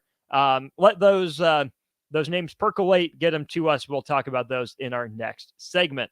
But, Bach, we turn our attention to the association, to the NBA, and specifically to the Eastern Conference, where today in 2019, the very foundation of the NBA was shaken. We didn't know it at the time, as Jimmy Butler was traded from the Philadelphia 76ers in your Celtics division, still in the conference, but to different division, to the Miami Heat. Looking back on that deal, it was a sign and trade, is absolutely fascinating. So it was a 4-team trade. Miami gets Jimmy Butler. They ship out Hassan Whiteside, who goes to Portland. Josh Richardson from Miami to the 76ers. Mo Harkless and a future first-round pick went to the Clippers. And the Heat also got Myers Leonard, who, exists in the basketball realm for reasons. But Jimmy Butler to Miami, hard to say it hasn't worked out for both teams. Jimmy Butler has really fit into Heat culture, really embodied it. And there's a reason he wanted to go to Miami. He's led them in win shares each of the last 4 years, really getting better each year. I mean, 9 his first year in Miami, 9.3, 9.2, so very similar seasons. And then a whopping 12.3, which is the best individual season for the Heat since LeBron's last year in Miami back in 2013, 14, which is wild to think about. But it's hard to say the deal hasn't worked out swimmingly for Miami, given that they've won their division 3 of the 4 years, and Jimmy Butler, his playoff legacy has really taken on a life of its own. Mm-hmm. Yeah, it's interesting too, because I remember specifically thinking that when he went to the Heat, you remember that was kind of the rumors here, where is he going to join LeBron? Is he going to, it was just kind of what, he's the last piece of a super team somewhere. And then he went to Miami and a lot of people kind of think, well, he decided to go on his own. That's kind of weird. It's not really going to change like you're saying, not necessarily felt like it would change the NBA, but it has. I mean, since then, obviously been to the championship round twice as the number one guy, which is interesting because, like you said, playoff Jimmy is a little bit different than regular season Jimmy. Regular season Jimmy is a top 15 player probably, but you hardly argue top 10. And then it turned on the playoffs and he's been dominating and he kind of takes over big games. I still say he doesn't get a whole lot of heat, and I use that word again. But he doesn't get a whole lot of heat for, game 4 performance where he'll score 14 points and you're just kind of like, yeah, well, that happens sometimes. But where other superstars, you kind of jump on him. But it's crazy how that has unfolded, and it's just a great roster. And again, you have Pat Riley kind of putting it together, and so you can always kind of believe in that thing going. But it's weird because even going into next season, you're going to see it again. Another year where the Heat are not going to be favored or among the favorites to make the championship run. But again, at this point, you can't be shocked if they do go on another run. So Jimmy Butler, since he got to Miami, 58 games in 2019-20. Then that would have been the bubble finals. Yes, that he took Miami to. 2020-21, 52 games. The 21-22 season, 57 games. And last year, 64 regular season games. So under the NBA's new rules, he wouldn't qualify for, that all NBA type of award with the 65 game minimum. But he has been all NBA 5 times. He was all second team this last year, Eastern Conference Finals MVP this year. But I'm glad you mentioned the thoughts around Jimmy Butler. Traded from Minnesota to Philadelphia, kind of seemed like he could have been that missing link. Yeah. For Simmons and Embiid in Philadelphia. Well, that didn't come to pass. So he wants out. He wants to Miami. And it was hard to think of him being the first piece in a quote unquote super team down in Miami. But that might be where we're trending with Jimmy Butler on the wing. You have Bam Adebayo down low. And maybe that missing piece is Damian Lillard from Portland. You look at the Heat's record since Jimmy Butler's gotten there. They won 53 games in the regular season in the 21-22 season. But other than that, they've won 44, 40, and 44. not a killer regular season franchise, but to me, the move for Dame Lillard would be to continue that postseason success. Do you think Dame with Jimmy and Bam is a super team depending on what they give up? Is it enough to move Miami into the top 4, or would they still, be just fighting for home court advantage and try to play their way up in the postseason? Yeah, I mean, I think that puts them into the conversation of, one of the leading teams this upcoming year. And they should be regardless of what happens, because they're able to go on these runs that you don't necessarily, I don't think either season was necessarily expected. If you remember, a few years ago, they were the number 1 seed. So they can, they can orchestrate something like that. But Dame Lillard is a guy that's considered by many to be a top 50 player all time, at least top 100. And never just hasn't really gotten things going with the Blazers. They were kind of a first round exit team for a while under him and with CJ McCollum, but really never much of a threat out west. I think they did make one Western Conference Finals, if I do remember correctly, but I'd have to go back and look. In any case, I think that changes things a little bit for Jimmy too, because that's a lot less of the offensive load. He's kind of the guy that they go to in the crunch time, and he even did that in Philadelphia. He's a really good crunch time player. Damian Lillard also that, so that would make things a little bit interesting, drawing things up in the huddle for Spo when it comes down to it. But without a doubt, I mean that would be a super team. And maybe I'd hesitate to say super team, because I don't know if I can go that far with Bam Adebayo. And again, I think that both Jimmy and Dame, Dame might be borderline top 10, but again, you're still, I don't think you're talking about, when the last Heat big three, where you had 3 of the top 5 players in the league when they got together. I like the NBA where it currently is. The last 5 years, you've had 5 different champions. And I like that better than, the 2 super teams. We know it's a collision course. It's kind of fun, at those times to argue, are these the greatest teams of all time? You don't necessarily have that discussion in the last couple of years, but the playoffs are wildly entertaining, a lot of fun, and hard to predict. And that's, especially with 7-game series, that's what I'd rather see as an NBA fan. Absolutely. So to your point on Portland with Dame, the first year of Terry Stotts, they go 33-49. LaMarcus Aldridge still leads them in win shares. Ever since then, before 2 seasons ago, when Dame Lillard sat out with the rib injury and was hurt, Dame Lillard was by far the best player on that team. That second year of Terry Stotts, they make the semis. They do it again 2 years later.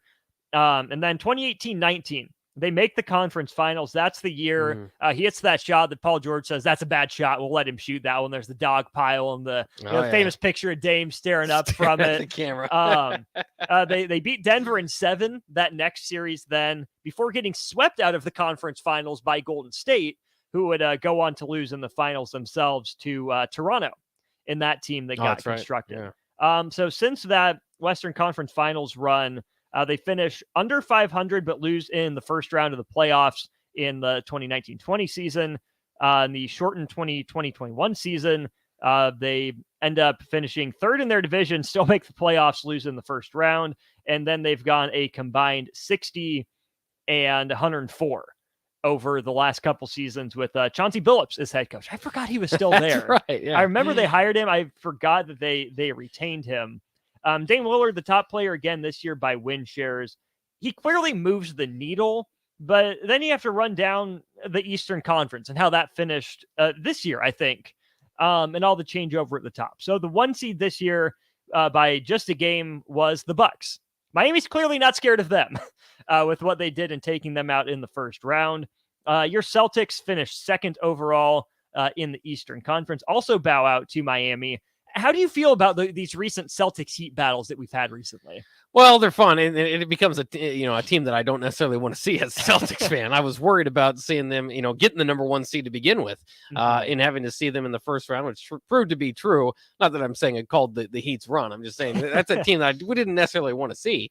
But they've been great battles. Obviously, to come back from 3-0 to force a game 7 was fun, and that rivalry hopefully will continue. I think it will. Both those teams look like they're going to be playoff bound for several years to come. But as a team, I don't necessarily like because of that. Right. They've ruined a few of my postseasons here. And the Celtics are kind of trying to, build around the Jays, keep the Jays intact, which I think is great, and kind of move some of those pieces around them. But I was really disappointed this past year because I thought that was the deepest Celtics team that they've just had in a long time. And you're Mhm. seeing now they're going to have to go out and pay for Jaylen Brown and Jason Tatum's contracts in the next couple of years. Kristaps Porzingis yeah, extension, baby. I love that. I love Delano Banton going to the Celtics. I don't think he's going to play all that much. I just think, it's kind of cool. See if he can kind of fill out a role. But that's kind of to my point is, they were deep with guys that you knew. I mean, now you lose Grant Williams. He ended up in what, Dallas? Yeah, he got traded to Dallas the other day. Obviously the Marcus Smart trade to make the Kristaps Porzingis thing go through. So I'm excited to see what happens next. It's a bit of a change, but again, that's why I was so upset this past year. And the Celtics just, as far as consistency goes, it hasn't been great. And that was frustrating because they just had a deep roster this past year. And I don't know if they'll have that depth, with Porzingis. You hope that, they've got a bigger third option, but I don't know if it'll be worth it. We'll see. I'm hopeful. Who do you trust more? Miami if they get Dame, or your Celtics is currently constructed?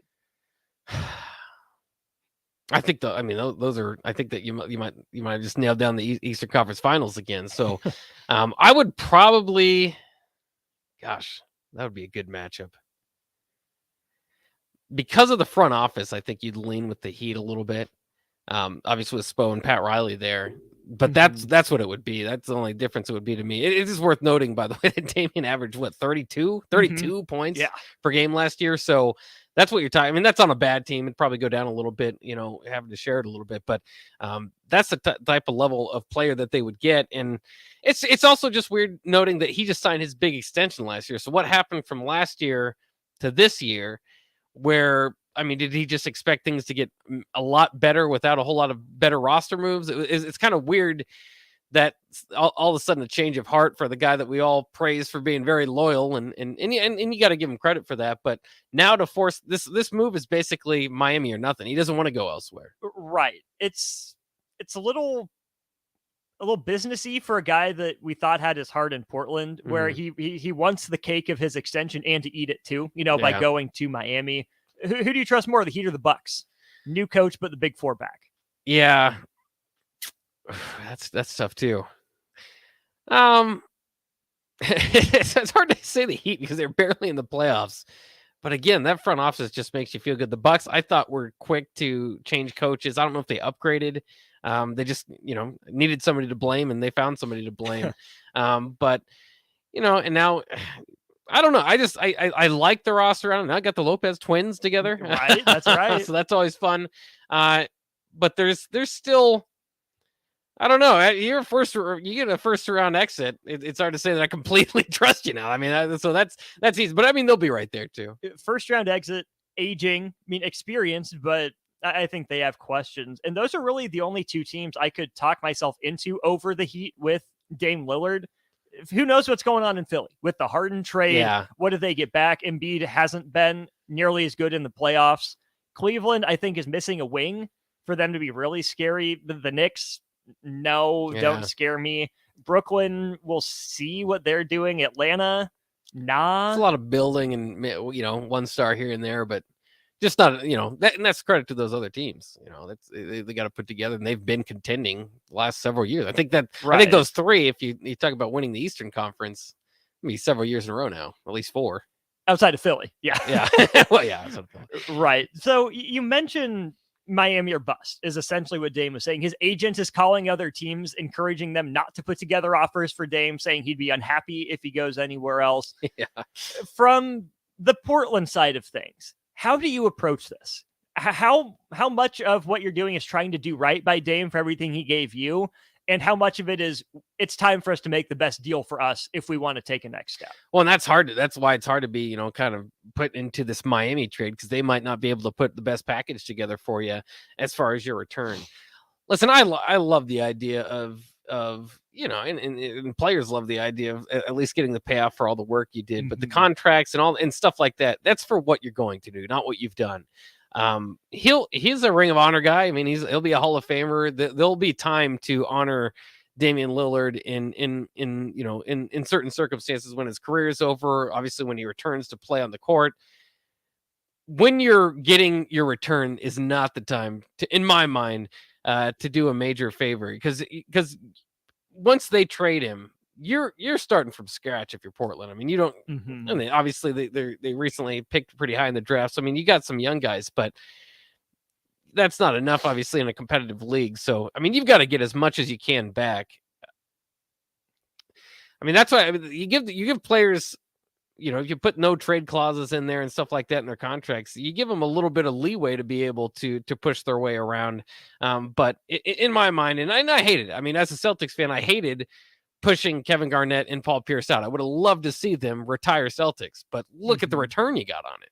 That's the kind of idea is, it's great. And it's tough. It's that it is a business. You'd love it for, just to be all loves and hugs for guys that put on that uniform, but you've got to think about the next 5 years, not the past 5 years. Absolutely. So speaking of the next 5 years, 5-year maxes got handed out to 3 guys that were eligible for them in Anthony Edwards of the Timberwolves, LaMelo Ball of the Hornets, and then Tyrese Halliburton played his way into one. Do you want to throw Des Bane into that conversation? Maybe. Well, let's say 4 guys then. Throw Des Bane into there. They all get the max that they were eligible for. For the first few, it would have been $260 million was the most they can get. Des Bane, 5 years, $207 million.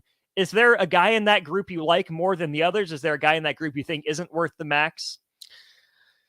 Well, first of all, we were talking about this before the show. That's a lot of money. You're talking about the top contracts in history, which again kind of goes with the NFL quarterback thing where, the next contract up is going to be the top one. But it is kind of crazy that Tyrese Halliburton has one of the biggest contracts in NBA history at this point.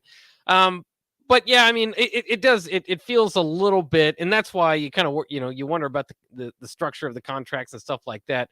It does feel a little, you're not talking about all-star guys right now at that level. I think LaMelo Ball is very, very clearly the face of that franchise. And I think that kind of changes, I don't know if you'd say that about Halliburton. I don't know if you'd say that about Bane. So, that's where I would probably say I'd lean toward. But still, it's weird. It takes an adjustment to, because are you comfortable giving that money out?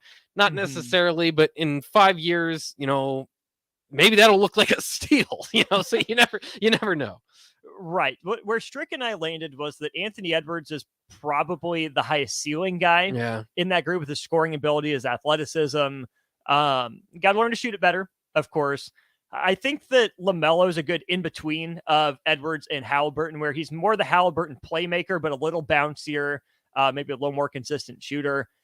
My heart is with Tyrese Halliburton, though. Nebraska offered him. I wish they could have gotten him down here from Wisconsin, but he goes to Iowa State instead. But he's just a guy at 6'5", his size running the point, that just figures it out, that just finds a way, where I think he's similar in some ways, but a little different to like a Malcolm Brogdon, right? Not the most elite physical traits, but went to a solid college program, had success there, and then has adapted to the NBA, has found a role and a way to fit in. And that's where I think Des Bane is in that group too. I mean, played in college for a long time, had that good run with TCU at the end of his career. And it's incredible to see a guy like him play his way into that max money conversation, where even with Ja Morant on the team for how long, I guess we'll see. But for Des Bane to become the second most important player behind Ja, maybe third, depending on how you view Jaren Jackson Jr. And what he does on the defensive end. But the fact that Des Bane, an old college guy, took his 4 years and played his way into max money, I give a huge tip of the cap to the Grizzlies for finding Des Bane and finding a way to maximize him. Oh, absolutely. Drafted, fun fact, by the Celtics and traded for another second-round pick. That's right. That's right. So a little bit unfortunate there on my side, but it is cool to see those stories because, a lot of those guys are kind of written off or certainly, kind of pushed throughout the draft, as you can tell by that story. So it is cool to see. And Halliburton, to his credit too, I said they're not all-star levels. The 3 of those 4 guys, I think I have made an all-star game. Halliburton was in the all-star game this past year, so kind of credit to them. And I also like Halliburton too because he's a 20-10 guy this past year, and like kind of a real true point guard, which you kind of see a little bit less so in the NBA these days, where Harden will average 10 assists just by throwing the ball around the So I don't know. It's still an adjustment to the money. And, again, in every kind of team kind of has that. And that's where the question with the Celtics is like, do you really want to give Jaylen Brown that money? And it's like, you have to adjust to what the money is nowadays. Like, typically you'd say no, but yeah, he's a top level type player, and all those guys are rising. Desmond Bane does feel a little bit out of that group to me, a little bit, like you said, potentially a third guy on the team. Maybe you could argue second, but those other guys are like cornerstones of the franchise moving forward. I don't know if Bane's that. So, I mean, that would be the one that's a little bit more uncomfortable. And then the other thing too is and again, I go back to the NFL quarterbacks conversation is, are there other players in the league that you would rather give 5 years and 20? Yes, but you don't have them. So, sometimes you got to overpay the guy that you do have because he fills that role, and, hope that he comes along. But it's not the ideal circumstance, but it's where you're at. And it is the asset that you have. You got to take care of it, because if you let it walk, you'll have all that money, but are you going to be able, if you're Indiana, if you're Minnesota, to convince a major free agent to come there and use it with them? Probably not. Right. Charlotte included. Yeah. Curious to see what Charlotte looks like under new ownership. Yeah, I am. Yeah. It'll be a nice breath of fresh air too. A little bit sad that nothing ever got going there, because the potential for, if Michael Jordan had a team that was in the playoffs year in and year out. Like, I remember Larry Bird when he was the coach of the Pacers, like that level of just greatness on the sidelines, or, shortly after the sidelines as the owner, is just would be so entertaining. I mean, what if we had, this is just fantasy world here, LeBron James going for a title against a Michael Jordan owned team, or even the playoff run, a semifinal, something like that. It just, the drama would have been so good. Just insane. Yes. Absolutely incredible. Good stuff there on the NBA. We are going to get to what we teased before, text line and comment section. Still time to get your submissions in for the best two-man games in sports. Pair of teammates that worked really well together. Not just, the best duos, but what teammates were the ones that made each other better, that, had that next level pairing that elevated their teams. 402-464-5685. Drop your comments, drop your Husker related ones as well. We'll make sure we get to those. Leave a comment. We see all of them that come through. So we'll talk about that when we get back here on the block. Y'all feeling lucky? Luke Combs here, and I have an exclusive opportunity for you to win $500,000 by joining me in the Living Lucky with Luke Combs lottery experience. When it rains, it pours for lucky fans and lottery players who enter to win a chance of a lifetime. Join me in Nashville for a private concert at the iconic Ryman Auditorium in 2024. One lucky winner will have the chance to walk away with $500,000 at the end of the show. Details at NELottery.com. Living Lucky with Luke Combs ticket top prize odds 1 in 128,000. Arnold's Tavern in Havelock is the place to be this summer, and the best place in town for shuffleboard. Come on Wednesdays and learn from some of the best players in town for the shuffleboard corner for just $5, and get your first drink on the house. Come on Sundays for open house league all day starting at 11 a.m. and enjoy $3 tall boys and $3 wells. Happy hour is every day from 3 to 6 p.m. and you are always welcome to bring in your own food. Arnold's Tavern in the heart of Havelock. Hey, CNC machinists, do you feel like you're in a dead-end job with your boss hovering over your shoulder? That's so annoying. Not at Garner Industries. We provide the opportunity and trust our CNC machinists to bring the talent. I'm Bob Williams, HR Director at Garner Industries, and we're looking for new team members in our CNC department. At Garner Industries, you'll work in a clean, climate-controlled, and safe environment with team members who want to see you succeed. You will also enjoy 4-day work weeks, great benefits, and a positive working culture. Interested? Apply on our career page at GarnerIndustries.com. Hi, Sean Callahan here for Coppell Chevrolet GMC, and our big summer sales event is underway this month. Right now, get 0.9% interest rates. Yes, you heard right. 0.9% APR on select new Chevrolet and GMC vehicles, plus a $1,500 trade-in bonus on select Silverados and Sierras. You put all that together with some big Coppell discounts, and you have a tremendous buying experience. So stop on into the dealership or check us out online at CoppellCars.com. You'll be glad you did. All deals with approved credit. Hey guys, Jake Sorensen here from Early Break. The garage door at our house has been needing replacement for a couple years, and a few months ago, we finally did something about it. Steve's Garage Doors and Services was great through the whole process in providing options and also going to the next level to get a door that was approved by our HOA. And best of all, the removal of the old door and installation of the new door was done smoothly with no issues. Call Steve's Garage Doors and Services today at 402-480-9462. Guys, it's that time again. Another 10-week challenge at Farrell's Extreme Body Shaping is starting on July 8th. I joined Farrell's a little over a year ago, and with their help, I've lost over 125 pounds and can confidently say I'm in the best shape of my life. The 10-week challenge combines kickboxing, strength training, and nutrition coaching in a way that is approachable and achievable for any skill level. And ticket listeners, you can get $150 off the cost of enrollment. Head to theticketfm.com and click on the banner on the homepage to learn more. Farrell's Extreme Body Shaping at 70th and Vine or 40th and Yankee Hill. Your home is your empire. Protect it with Empire Fence. Get a free instant quote with the online estimating tool at empire-fence.com. See an upfront estimate with no hidden fees. An Empire Fence can provide privacy and improve the appearance of your home. Keep kids and pets in or out of your yard. Increase security and add value to your property. Visit empire-fence.com now to view the stylish and maintenance-free possibilities for your home and get a free instant online quote. Let Empire Fence protect your empire. Finally, a good reason to have a smart house. Just say, Alexa, play 93.7 The Ticket, and we'll magically start playing. How's it work? Nobody knows. Don't ask questions.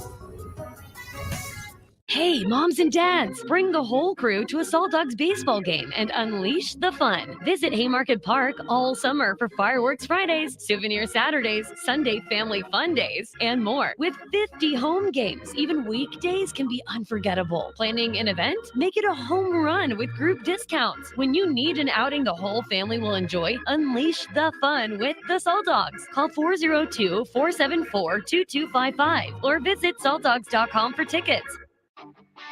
Gaina Trucking is hiring CDL Class A and B drivers. Gaina Trucking guarantees a 40-hour work week year-round, and their strong team culture makes it not a job, but a career. Gaina Trucking offers health, vision, and dental insurance, 401k with company match, an employee assistance program, and other bonus programs. Build a better career today with great team culture at Gaina Trucking. Learn more and apply today at GainaTrucking.com. Wall-to-Wall Wine and Spirits is now open in Lincoln. Shop our expansive collection of wine, beer, spirits, and cigars at 5040 North 27th Street.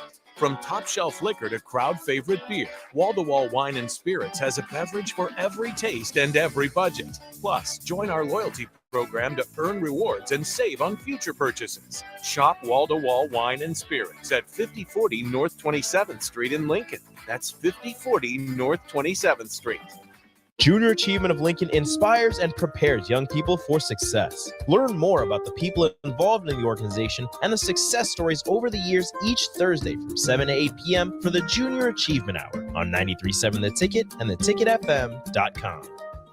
Now back to On the Block with Strick and Austin on 93.7 The Ticket and theticketfm.com.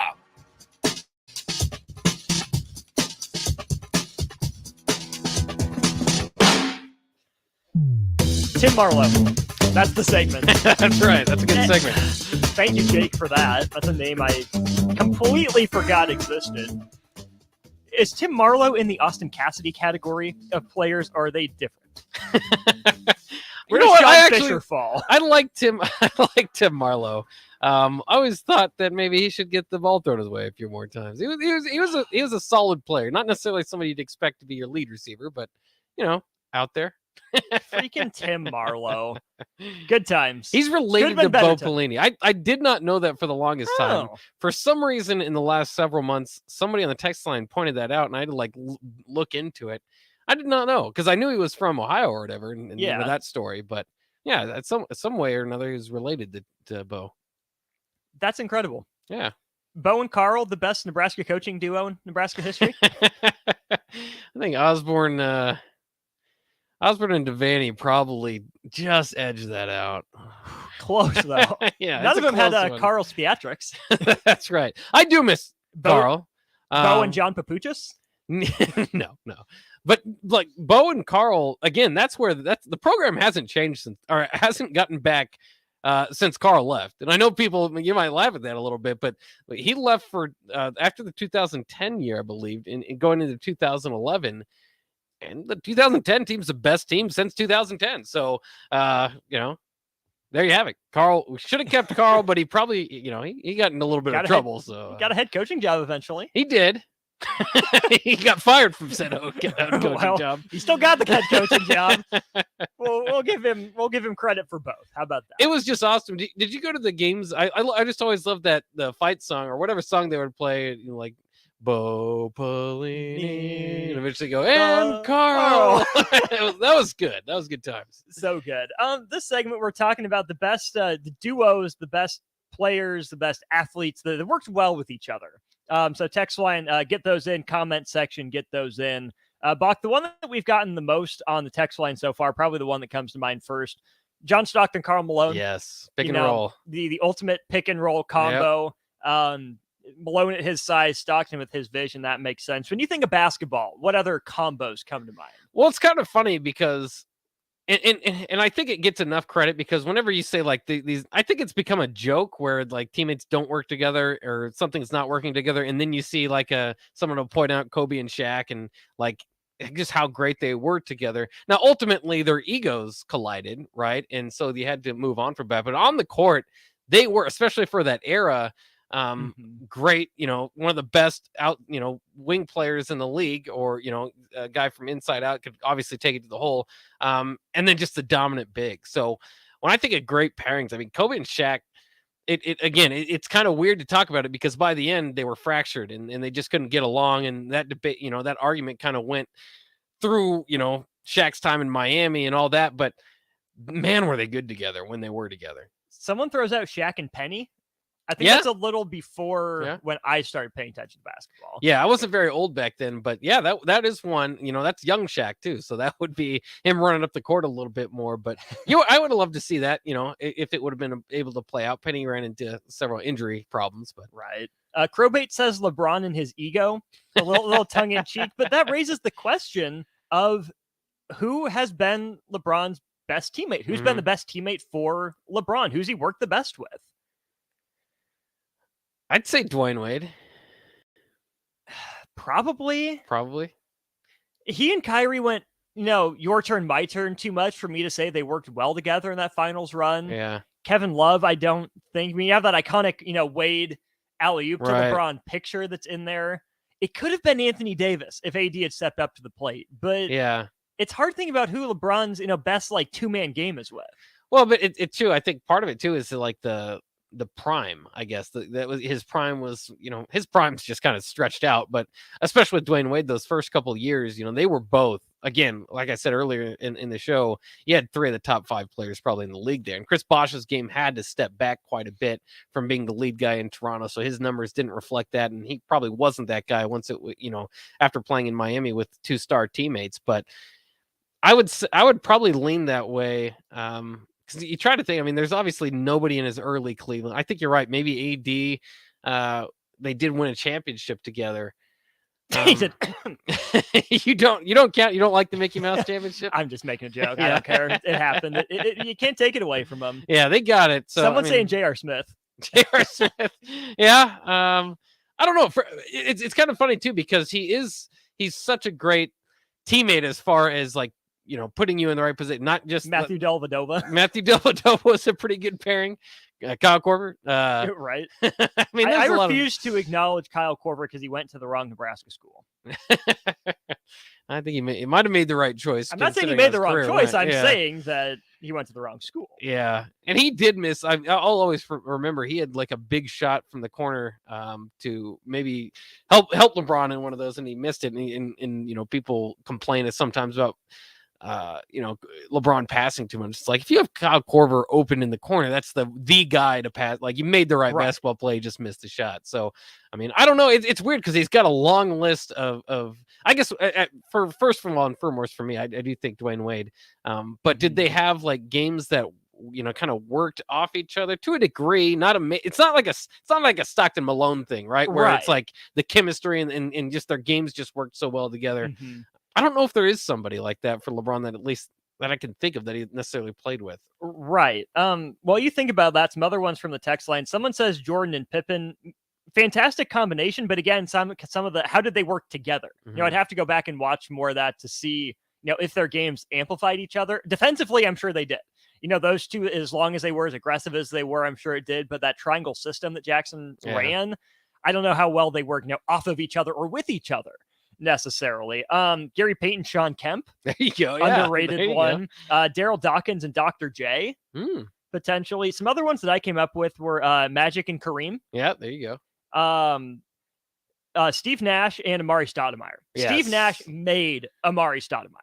That was awesome too, because they had like Leandro Barbosa and Joe John. I mean, for Boris Diaw. Yes, they just had a lot of pieces that fit together. But yes, that was good, and it basically got Mike D'Antoni like 4 jobs afterwards. Those years in Phoenix did. Someone brings up Tony Parker and Tim Duncan, but the only thing I have to say to that is, where do you throw Manu in that conversation? Right. Is it Parker and Duncan? Is it Parker and Ginobili? Is it Duncan Ginobili? You have that same issue with like the Warriors, right? Like, who's Steph's best teammate? Yeah. Is it Steph and Clay playing off each other? Is it Steph and Draymond playing off each other? I don't know. Yeah, I mean we should mention Golden State, because like you said, I don't know which way you would go there. I mean, you could almost include both of them just because of the threat that Steph and Clay, just spacing wise, and obviously both of them can get their own shot, and they're just the lethal to leave one of them open.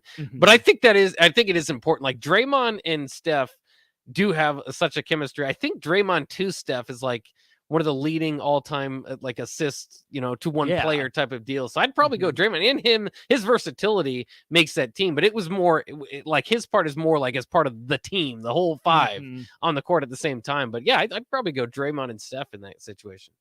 Monte Ellis and Stephen Jackson. That one series against the Spurs was cool. Yeah. Let's move to football.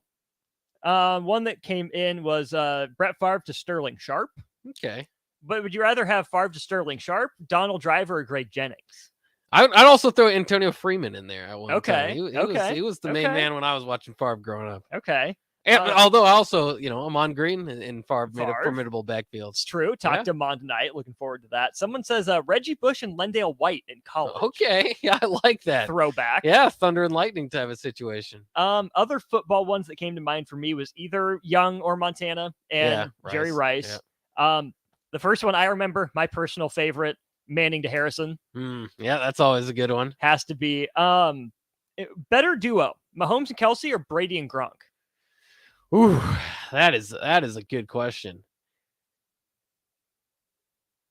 Gosh, I mean, and Kelsey's, I mean, that one's still ongoing. It is. And we'll see where they go from there. But man, I mean, you're probably talking about the 2 best quarterback tight end pairings of all time. Yeah. So, I think you'd probably lean toward Brady and Gronk right now, but I don't know. By the time it's all over, it's Kelsey, close right now. Well, the other thing is Kelsey was a little bit, on the radar, doing well with Alex Smith. True. So I don't know if that takes away from their pairing at all, but it is there that Kelsey was already, putting up numbers. Do you throw Ben Roethlisberger and Antonio Brown in that conversation? Well, that's another. I'll just put Ben Roethlisberger anywhere, with any Ward. wide receiver. Yeah, Hines Ward, Santonio Holmes, Antoine Plaxico Randall. Burris.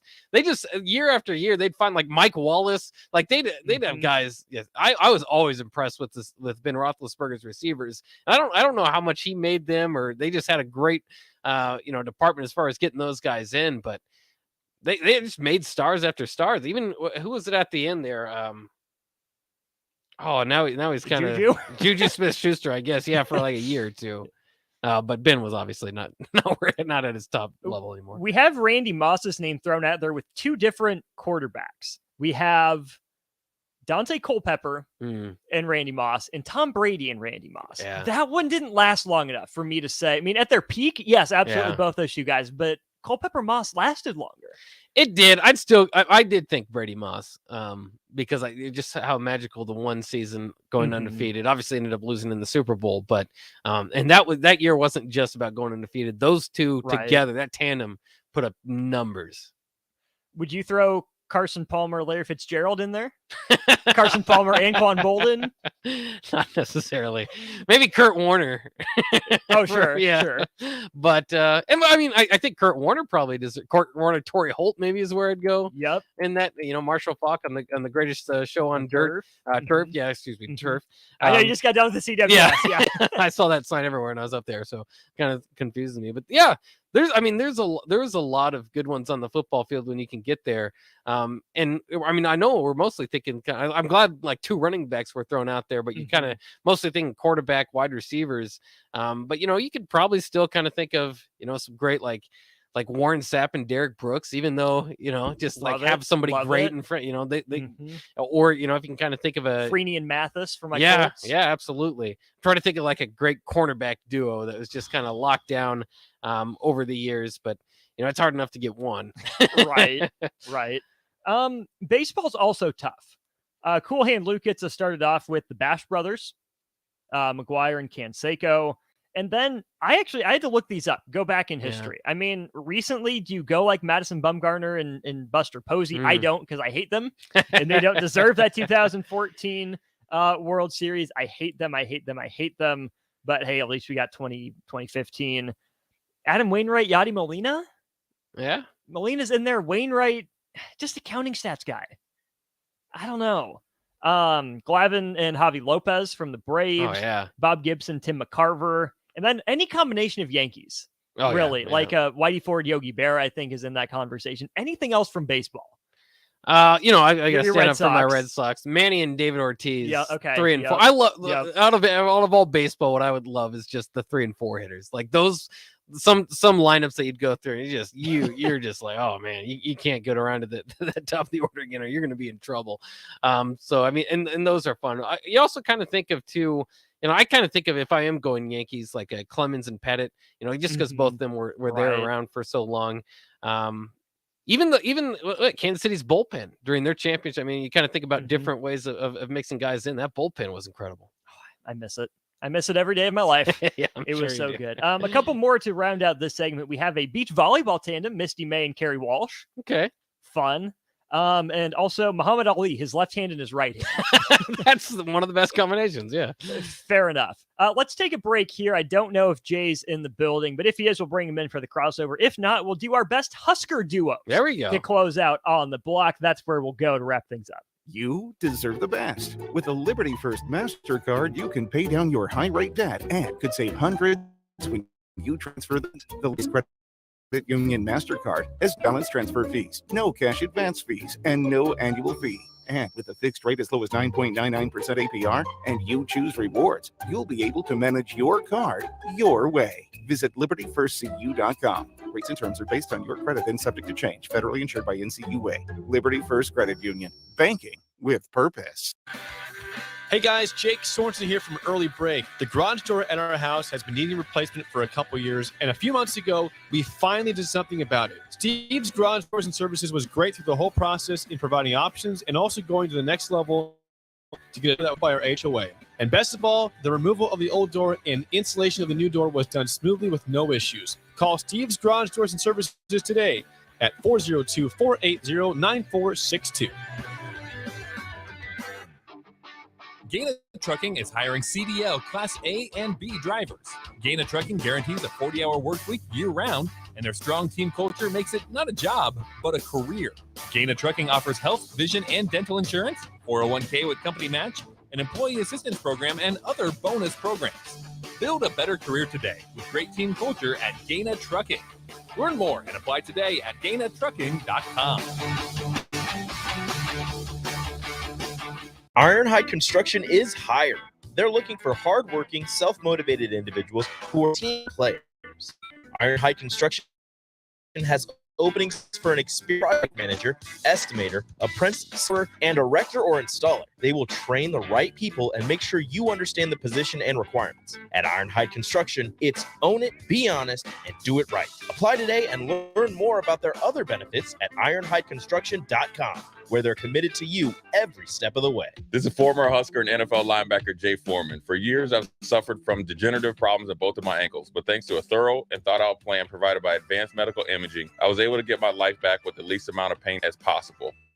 While working through multiple options, the team of physicians at Advanced Medical Imaging were there to answer any questions I had. If you're experiencing any pain at all and want to get your life back, go to amimaging.com or give them a call at 402-484-6677. Advanced Medical Imaging, located at 7601 Pioneers Boulevard. Guys, it's that time again. Another 10-week challenge at Pharaoh's Extreme Body Shaping starting on July 8th. I joined Farrell's a little over a year ago, and with their help, I've lost over 125 pounds and can confidently say I'm in the best shape of my life. The 10-week challenge combines kickboxing, strength training, and nutrition coaching in a way that is approachable and achievable for any skill level. And ticket listeners, you can get $150 off the cost of enrollment. Head to theticketfm.com and click on the banner on the homepage to learn more. Farrell's Extreme Body Shaping at 70th and Vine or 40th and Yankee Hill. Too many people believe that chronic pain is permanent and something you're stuck with. Novotny Nutrition and Wellness has been proving that narrative wrong for 29 years and changing lives for the better in the process. Their team is trained in the newest, most advanced pain-relieving techniques and ways to deal with toxins, allergies, pollution, and emotion that make you ill. Call today for a free consultation at 531-254-5695 or go to novotnynutritionandwellness.com. Novotny Nutrition and Wellness, located at 7th and Superior. If you're in Lincoln or the surrounding area, listen up. Sullivan gets it right the first time on a variety of issues for your home and business, including general plumbing, water heaters, faucet and fixture repair, underground sewer and water repairs, backflow testing, and more. Keep your property free from leaks and other issues. Call today for a free estimate at 402-560-6197. Plus, they're hiring service plumbers. If you're in Lincoln, Waverly, or the surrounding area, contact Select Plumbing to inquire at 402-560-6197. Big box stores are tempting for buying equipment for your high schooler in sports or for yourself in your sports leisures. But buying new is awfully expensive. Why not go somewhere with new and used options? Play it against sports. Equipment for disc golf, fitness. Plus, they're always buying products. Bring your gear you're done with and get trade money on the spot. Play it against sports at 48th and Vine. Hey, CNC machinists, do you feel like you're in a dead-end job with your boss hovering over your shoulder? That's so annoying. Not at Garner Industries. We provide the opportunity and trust our CNC machinists to bring the talent. I'm Bob Williams, HR Director at Garner Industries, and we're looking for new team members in our CNC department. At Garner Industries, you'll work in a clean, climate-controlled, and safe environment with team members who want to see you succeed. You will also enjoy 4-day work weeks, great benefits, and a positive working culture. Interested? Apply on our career page at garnerindustries.com. The Southern Pecan Cake from Beatrice Bakery. They don't just let you call anything Southern, especially when it's baked right here in Nebraska. But there are standards you have to meet, like a rich, decadent, moist caramel cake? Check. Bursting with too many large pecans to count? Check. Big enough to share with the whole? Check. But delicious enough that you won't want to share? A big check on that one. The Southern Pecan Cake, the newest cake to the Beatrice Bakery lineup. Try it for yourself at Beatrice Bakery. Online at BeatriceBakery.com.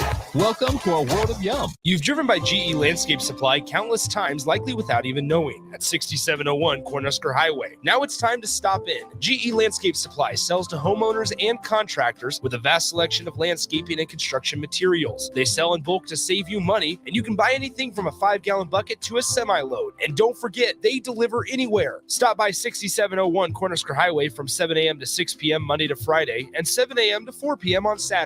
Go to GELandscapeSupply.com for more info or call 402-467-1627. Now back to On the Block with Strick and Austin on 93.7 The Ticket and theticketfm.com.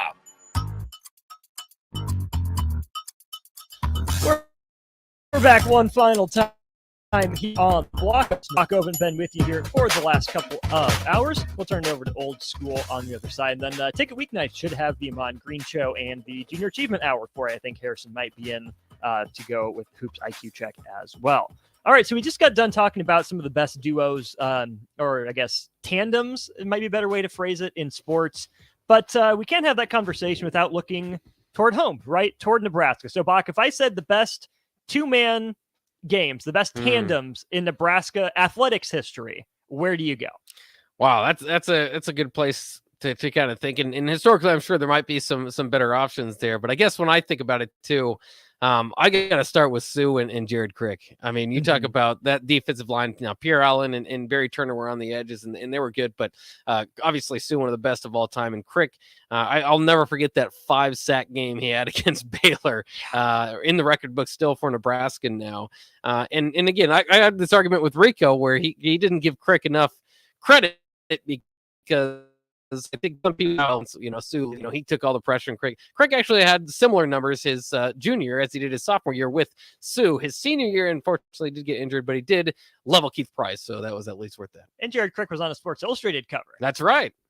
Infamous Sports Illustrated with cover. Andrew Luck and somebody else, I believe, or Landry Jones, I believe. I think so. I think those are the guys. Yeah. Yeah.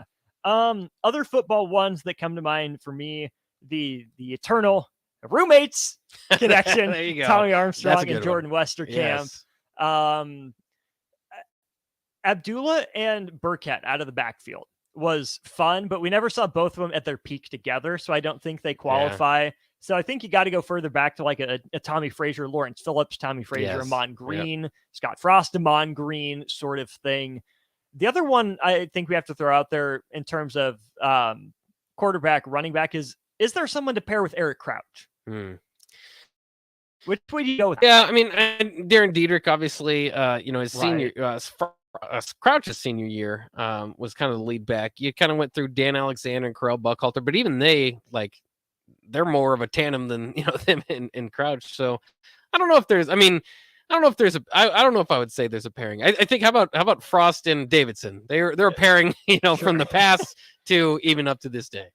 Sure.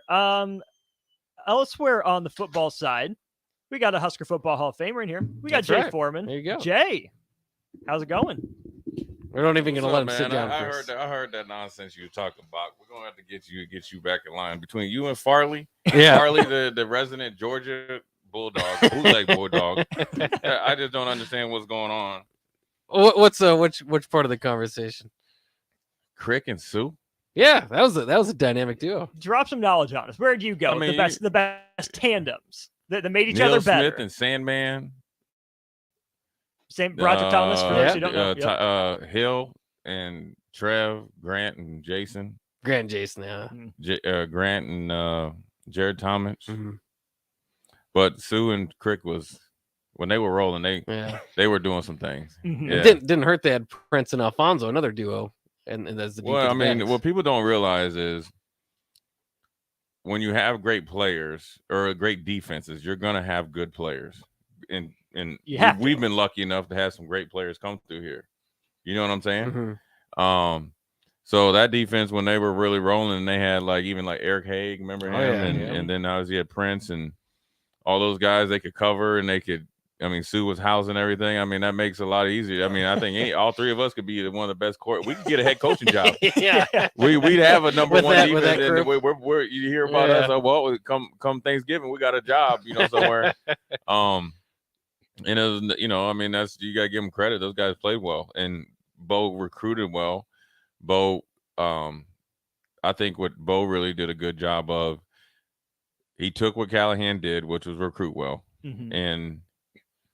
Callahan's offense was decent. I think a lot of it was chuck and duck yards. So you're down by 30 and you're still, you're getting 400 yards passing. Pitch to Marlon Lucky. But also think that defensively, when John Blake was here and stuff like that, I think they recruited really, really well.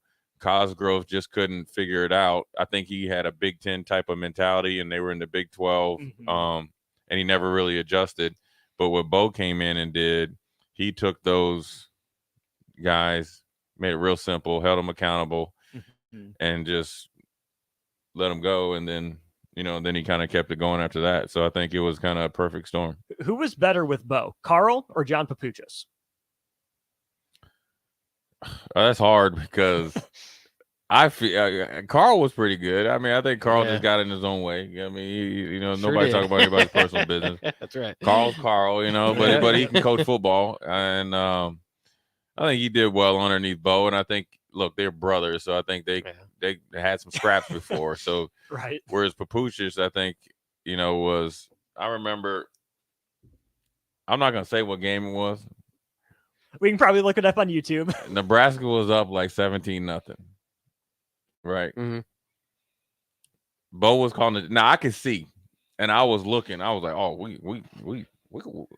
we on the road. We might be the blue blood on the road." Oh, blue blood. Okay. Yeah. Okay, Bo was calling the defenses. Mm-hmm. Well, they kept running this 7-cut to the tight end, and then they scored, and then Taylor threw a pick 6. And I think they went into halftime down 21-17. Oof. And then in the second half, and then the other team started rolling. I literally saw Bo said, "Bump it," and just said, "Here, Carl." You could, I mean, not Carl, but Papuchis was a D coordinator. It was like, "Here you go." You know, you're taking this one, buddy. Right? Yeah. But I'm gonna tell you what, Bo always protected his coaches and protected his players. Yeah. I think they both were good. I think Papuchis is still coaching. I'm sure Carl's still coaching somewhere. Both of them can coach football, and Bo is only not coaching because he don't want to. Yeah. Even though Bo kind of had a kind of a bad run there in the well, just the 1 year at LSU. yeah, and look, when you're coaching, the hardest thing to do as a coach is see these kids. And listen, I saw it firsthand, and I'm not making any excuses for any Nebraska coaches, the head coach especially. But I will say this I'm not making excuses, but I will tell you the reality of it is the things that they saw during the week was not happening on Saturday. So that's the hardest thing to sit over there and see Austin and Bach, do one thing, and the expectations is one thing, and then you just decided to say Bach just says, "Hey, it's Bach time." Yeah, game day and you have no control. Yeah, right. It's literally watching it through that screen right there. Well, and in the blowouts too, a lot of time Bo Pelini would say, like you said, never threw anybody under the bus, but would say, execution, and a lot of times you could kind of see it. He didn't want to like stray from his defense too much, so he would just kind of stick with it. And a lot of times you have a guy in position, but as a coach, like if you've got a guy there and he misses the tackle and then the guy goes 60 yards, your defense looks bad, but you had the guy there. Yeah, I think we need to pause the station at Denny. We got to stay online. DP's probably mad in Vegas. You can't be mad in Vegas. Then we'll still pause. It's home for sports talk on the FM dial. The home of Kansas City Royals baseball. KNTK FM Firth, 93.7 The Ticket. Jay, did you see the picture of Rico's food from Vegas as breakfast? What? First of all, I'm not hating on Rico. All right. You know what I'm saying? I got my coach's shirt on. No shameless plug, no Coach Elite. We've been busting heads up to the white meat. Good. Hey, man. Keep it up. Hey, you want to know what's funny? There's a high school located in the southeast part of Lincoln. Okay. So I'm just kind of in the southeast part of Lincoln. Right? Yep. I went to a high school in the southeast part of About 37th and something or something, right? Yeah. Van Doren area. Yeah. We my 8th and 9th graders was digging off in these 10th and 11th graders' booty, man. Oh, there you go. But some of them decided to go somewhere else. And the coach would talk to them, man. The players was like, man, the coach still ain't talking to me. You see bad.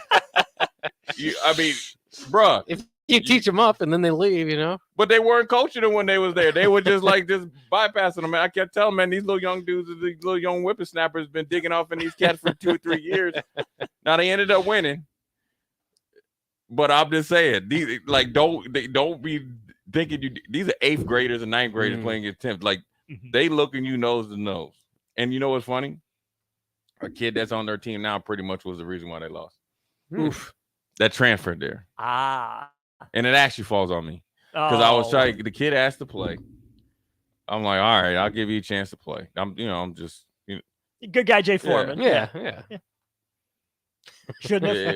And I know they was looking at me sideways. I know Coach was looking at me sideways, man. But back to coaching, though, it's the hardest things to do, man. I'm sure, like when you're under pressure here at Nebraska, one of the things we're going to do in old school, we're going to, I heard on your show with Farley and the captain all in black shirt. What is it? What is it? VJ's the captain. What's Sharp Farley? He's the black shirt. He ain't no black. Black. And here's why I love Farley. Listen, let me tell you something. Farley called me right now and he said he over at Target and he need to throw in. He got somebody that's trying to jump and throw hands. I'm leaving right now. I'll do anything for that dude. I love Farley. But his affinity for the Georgia Bulldogs, man, I got a problem. And the thing is, I know he changed his number and all that. I'm gonna pop up on him like a Pop-Tart, and I'm gonna do it when VJ's gone. So Bach, you gotta let me know. Okay. So I'm gonna roll up on him, and then we're gonna have 2 hours of conversations because you got to convince me that we still dog because we didn't. You know what I mean? Oh, he's a different type of dog. Yeah, he's a bulldog. Yeah, you do. You one of them dudes like, look, man, when we were playing Georgia, which is also ran. Look, and I'm gonna tell you this. One of the first. I remember when I was kind of starting to get recruited in high school, and so I was doing well, and I was from Minnesota. Really wasn't getting nationally recruited and stuff. So I think it was like, and you could, really your senior tape was the best. You need to have a good senior year. I went to one camp, you know what I mean? I didn't know what to do. My dad was like, dude, just go ball. I probably should have done a little bit more. But Minnesota Gophers was actually a replication of where Nebraska is right now, to be honest with you. Yeah. And I will get into that as well. But so my high school coach at the time, he was like, do you want to go, play football? I'm like, yeah, I think I'm good enough. You know what I mean? I didn't know any better. I was like, yeah, I want to go play college football. I didn't know what it took or whatever. I just was every year go out there and ball out and basketball and then AAU and see you when football started. But I was doing well. So Georgia was one of my favorite teams. And the reason why I like Georgia, because I remember watching Herschel Walker and they had guys and actually you were going to be the next Herschel? Yeah. No. But Terrell Davis and I love the uniforms. Yeah. And they used to have those white bones on the uniform. Yeah. And they were kind of one of the first teams that were on ESPN at night, Thursday night or whenever. They kind of like when ESPN started kind of showing some night games. It was always Georgia. Yeah.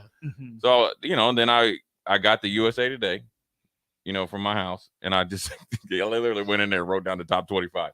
I know. I mean, hey, you know what I'm saying? I didn't know anything. I didn't know anything about no 500-mile radius. Oh yeah.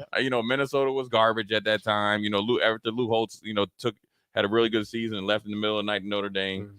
It kind of was up and down. And then at that time, I think John Gutekunst was the head coach. I think, and he got fired, and they brought in Jim Wacker. I think, but I was like, I remember turning on like Channel 9 KM TP. John Gutekunst would have been at Minnesota from 85 to 91 as head coach. Kind of there. And then when was Jim Wacker? Who was before Jim Wacker? Let me do some research. I'll get back to you. So I remember turning on Channel 9 News, and that was the year Nebraska came up, and I think they might have scored like 83 points. Oh, that's right. Yeah. Right? Yeah. And everybody was like, could you believe a team scored 83 points? It's basketball like score, right? We couldn't believe it. It was all, here come the big red. That's what they kept saying, and just blew the doors off. I think that had to be Mike Rozier. I think right? so, yeah. Running up and down the field. It went straight from Gutekunst to Wacker. Okay, so Mason. Right. So Jim Wacker was the coach, and he came in from TCU, and I do remember this. Kevin Sumlin was the wide receiver, was kind of like the local recruiter. Whoa. Yeah. Huh. Yeah. And so I was, coming up, and, obviously, they knew who my dad was or whatever, and they were garbage. But Jim Wacker was like, hey, we bringing in some Texas dudes. And he did. He brought in Chris Darkins, who I know personally. After Lou Holtz, even before that, they had like Ricky Fogg, some good players. Sean Lumpkin, who played in the league a while. And one of my best friends, Brian Cohen, didn't go to Minnesota. Minnesota overlooked him. He actually went and played at Air Force. Jeff Steve Rosga went to Colorado. That was, and then came me. And the only person that really went outside of Minnesota before me was a guy named John McCullough that went to Notre Dame and kind of flamed out. He was like 19 and he was like 6'2", 260. And he got to Notre Dame, was like a man without position because he was a running back. One going to be 260 at running back. I mean, he was like country boy. Yeah, he wasn't coming in the city boys doing it, but he was big. And then John Alt, who ended up playing at Notre Dame and then went to the Chiefs. But so then I was like, they weren't really recruiting me. You know what I'm saying? And like Kevin Sumlin, see, I didn't know this, but like the reason why Minnesota didn't like recruit me is like Kevin Sumlin, they were trying to do kind of like previous coaches here come in, turn their nose up at local talent and ask you like, would you walk on? And that ain't working with Chuck Moore. Hey, you know what I'm saying? I mean, Nick Saban at the crib, what's wrong with you? And then, but once it got rolling, you know what I'm saying? When you're seeing this, saw a commitment from Stromsburg, Nebraska. They got so many big kids, 6'5", 230 in Nebraska. It's just like what they've been drinking the milk right out the cow. Then once my recruiting started rolling, they tried to come in on the back end, and that's where Matt Rhule and those guys are doing a good job getting in early. Whereas, like, it's I don't mind them getting the Texas kids because they're getting in the Nebraska kids early. They're actually doing the work. Yeah. Versus like when Jim Wacker was there, and that's really one of the main reasons Jim Wacker kind of didn't work in Minnesota. He he wanted to come in and throw the ball all around. And he was recruiting a lot of kids from Texas, but he was getting like the 20th ranked kid from Texas, where then a lot of kids started to you had some bad blood in the water, right? So then after me, you got to think you got James Laurinaitis, who and all those guys. It was no way seeing it because once you see like these kids were coming and watching maybe a class before me, or my class and maybe a class after, and Minnesota not even offering them. Well, those kids are in middle school or whatever, right? Formative years, right? What you're right. Yeah. So they're saying, Jay, go here, this, and this. Then it's like it doesn't. So that's where I think Nebraska has done a good job of repairing some relationships, man. That's where I think Nebraska's in a different spot too, where it used to be able to get in late and say, "Hey, look at us, we're Nebraska. You're going to come to us because we're the best name." Right. But now, to where the brand and the reputation is, it's scary, but you kind of have to be first to some degree. Well, if you're not first, you're last, especially when you're not winning. Mhm. You can wait a little bit when you're winning, but even when you're winning, you can't be too late because part of the reason why you're probably winning is because you're doing everything the right way. Right. You're not just winning and being crappy in-state recruiters. That doesn't work. Let's be like Alabama and Georgia. Oh yeah, you're from Atlanta. Oh, yeah, we'll talk to you right before signing day. That's not happening because then he's going to Tennessee and stuff. So we're going to do the ultimate Husker at every position. Try to get through that. Talk a little Damian Lillard. I want to ask you guys what you guys think about him being so fixated on Miami. Can you be blinded by that? Because you could go there and it not work out, then you'd be missing out on an opportunity at Philly or something like that if you're really thinking about a championship. If I'm him, I'm trying to find the easiest path to get me a ring and then go back to Portland and chill. So big stuff. Old school. Bach, you sitting in? I'll stay in for a bit, yeah. A little bit? Yeah. You gonna bless us? Yeah. All Stick right. around for I like Thirsty the conversation, Thursday? yeah. Yeah. Thirsty Thursday? Yeah, I'll stay. You want to get drunk? Yeah, let's do it. All right, man, cool. There we go. That'll be old school coming up next. Too many people believe that chronic pain, allergies, or illness are permanent and something you're stuck with. Novotny Nutrition and Wellness has been proving that narrative wrong for 20 years and changing lives for the better in the process. Their team is trained in the newest, most advanced pain-relieving techniques and ways to deal with toxins, allergies, pollution, and emotion that make you ill. Call today for a free consultation at 531-254-5695 or go to NovotnyNutritionandWellness.com. Novotny Nutrition and Wellness, located at 7th and Superior. You've driven by GE Landscape Supply countless times, likely without even knowing, at 6701 Cornhusker Highway. Now it's time to stop in. GE Landscape Supply sells to homeowners and contractors with a vast selection of landscaping and construction materials. They sell in bulk to save you money, and you can buy anything from a 5-gallon bucket to a semi-load. And don't forget, they deliver anywhere. Stop by 6701 Cornhusker Highway from 7 a.m. to 6 p.m. Monday to Friday and 7 a.m. to 4 p.m. on Saturdays. Go to GELandscapeSupply.com for more info or call 402-467-1627. Wall-to-Wall Wine and Spirits is now open in Lincoln. Shop our expansive collection of wine, beer, spirits, and cigars at 5040 North 27th Street.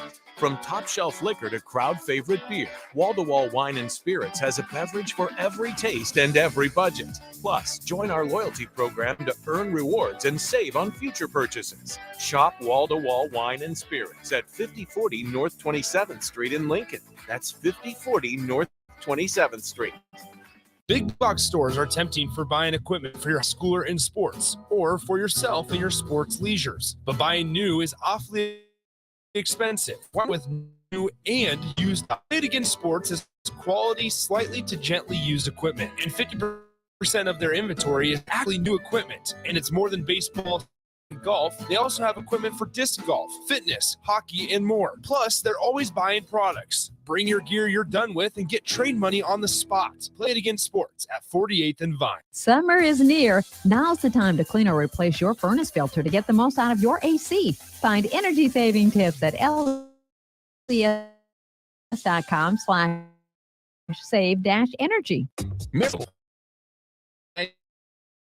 The only problem when they fix you a plate is that at some point, that plate will be empty. But yeah, what if that plate was never empty? That dream can be your reality with the Mary Ellen's Express Lunch Buffet. From 11 to 2 every Wednesday, Thursday, Friday, and even Saturday. One price, all you can eat, and it even comes with a drink. Tell your boss you're taking a long lunch and get down there. Mary Ellen's Food for the Soul at 29th and Pine Lake. Let them fix you a plate. This is former Husker and NFL linebacker Jay Foreman. For years, I've suffered from degenerative problems in both of my ankles, but thanks to a thorough and thought-out plan provided by Advanced Medical Imaging, I was able to get my life back with the least amount of pain as possible. While working through multiple options, Advanced Medical Imaging were there to answer any questions I had. If you're experiencing any pain at all and want to get your life back, go to 4846 medical imaging.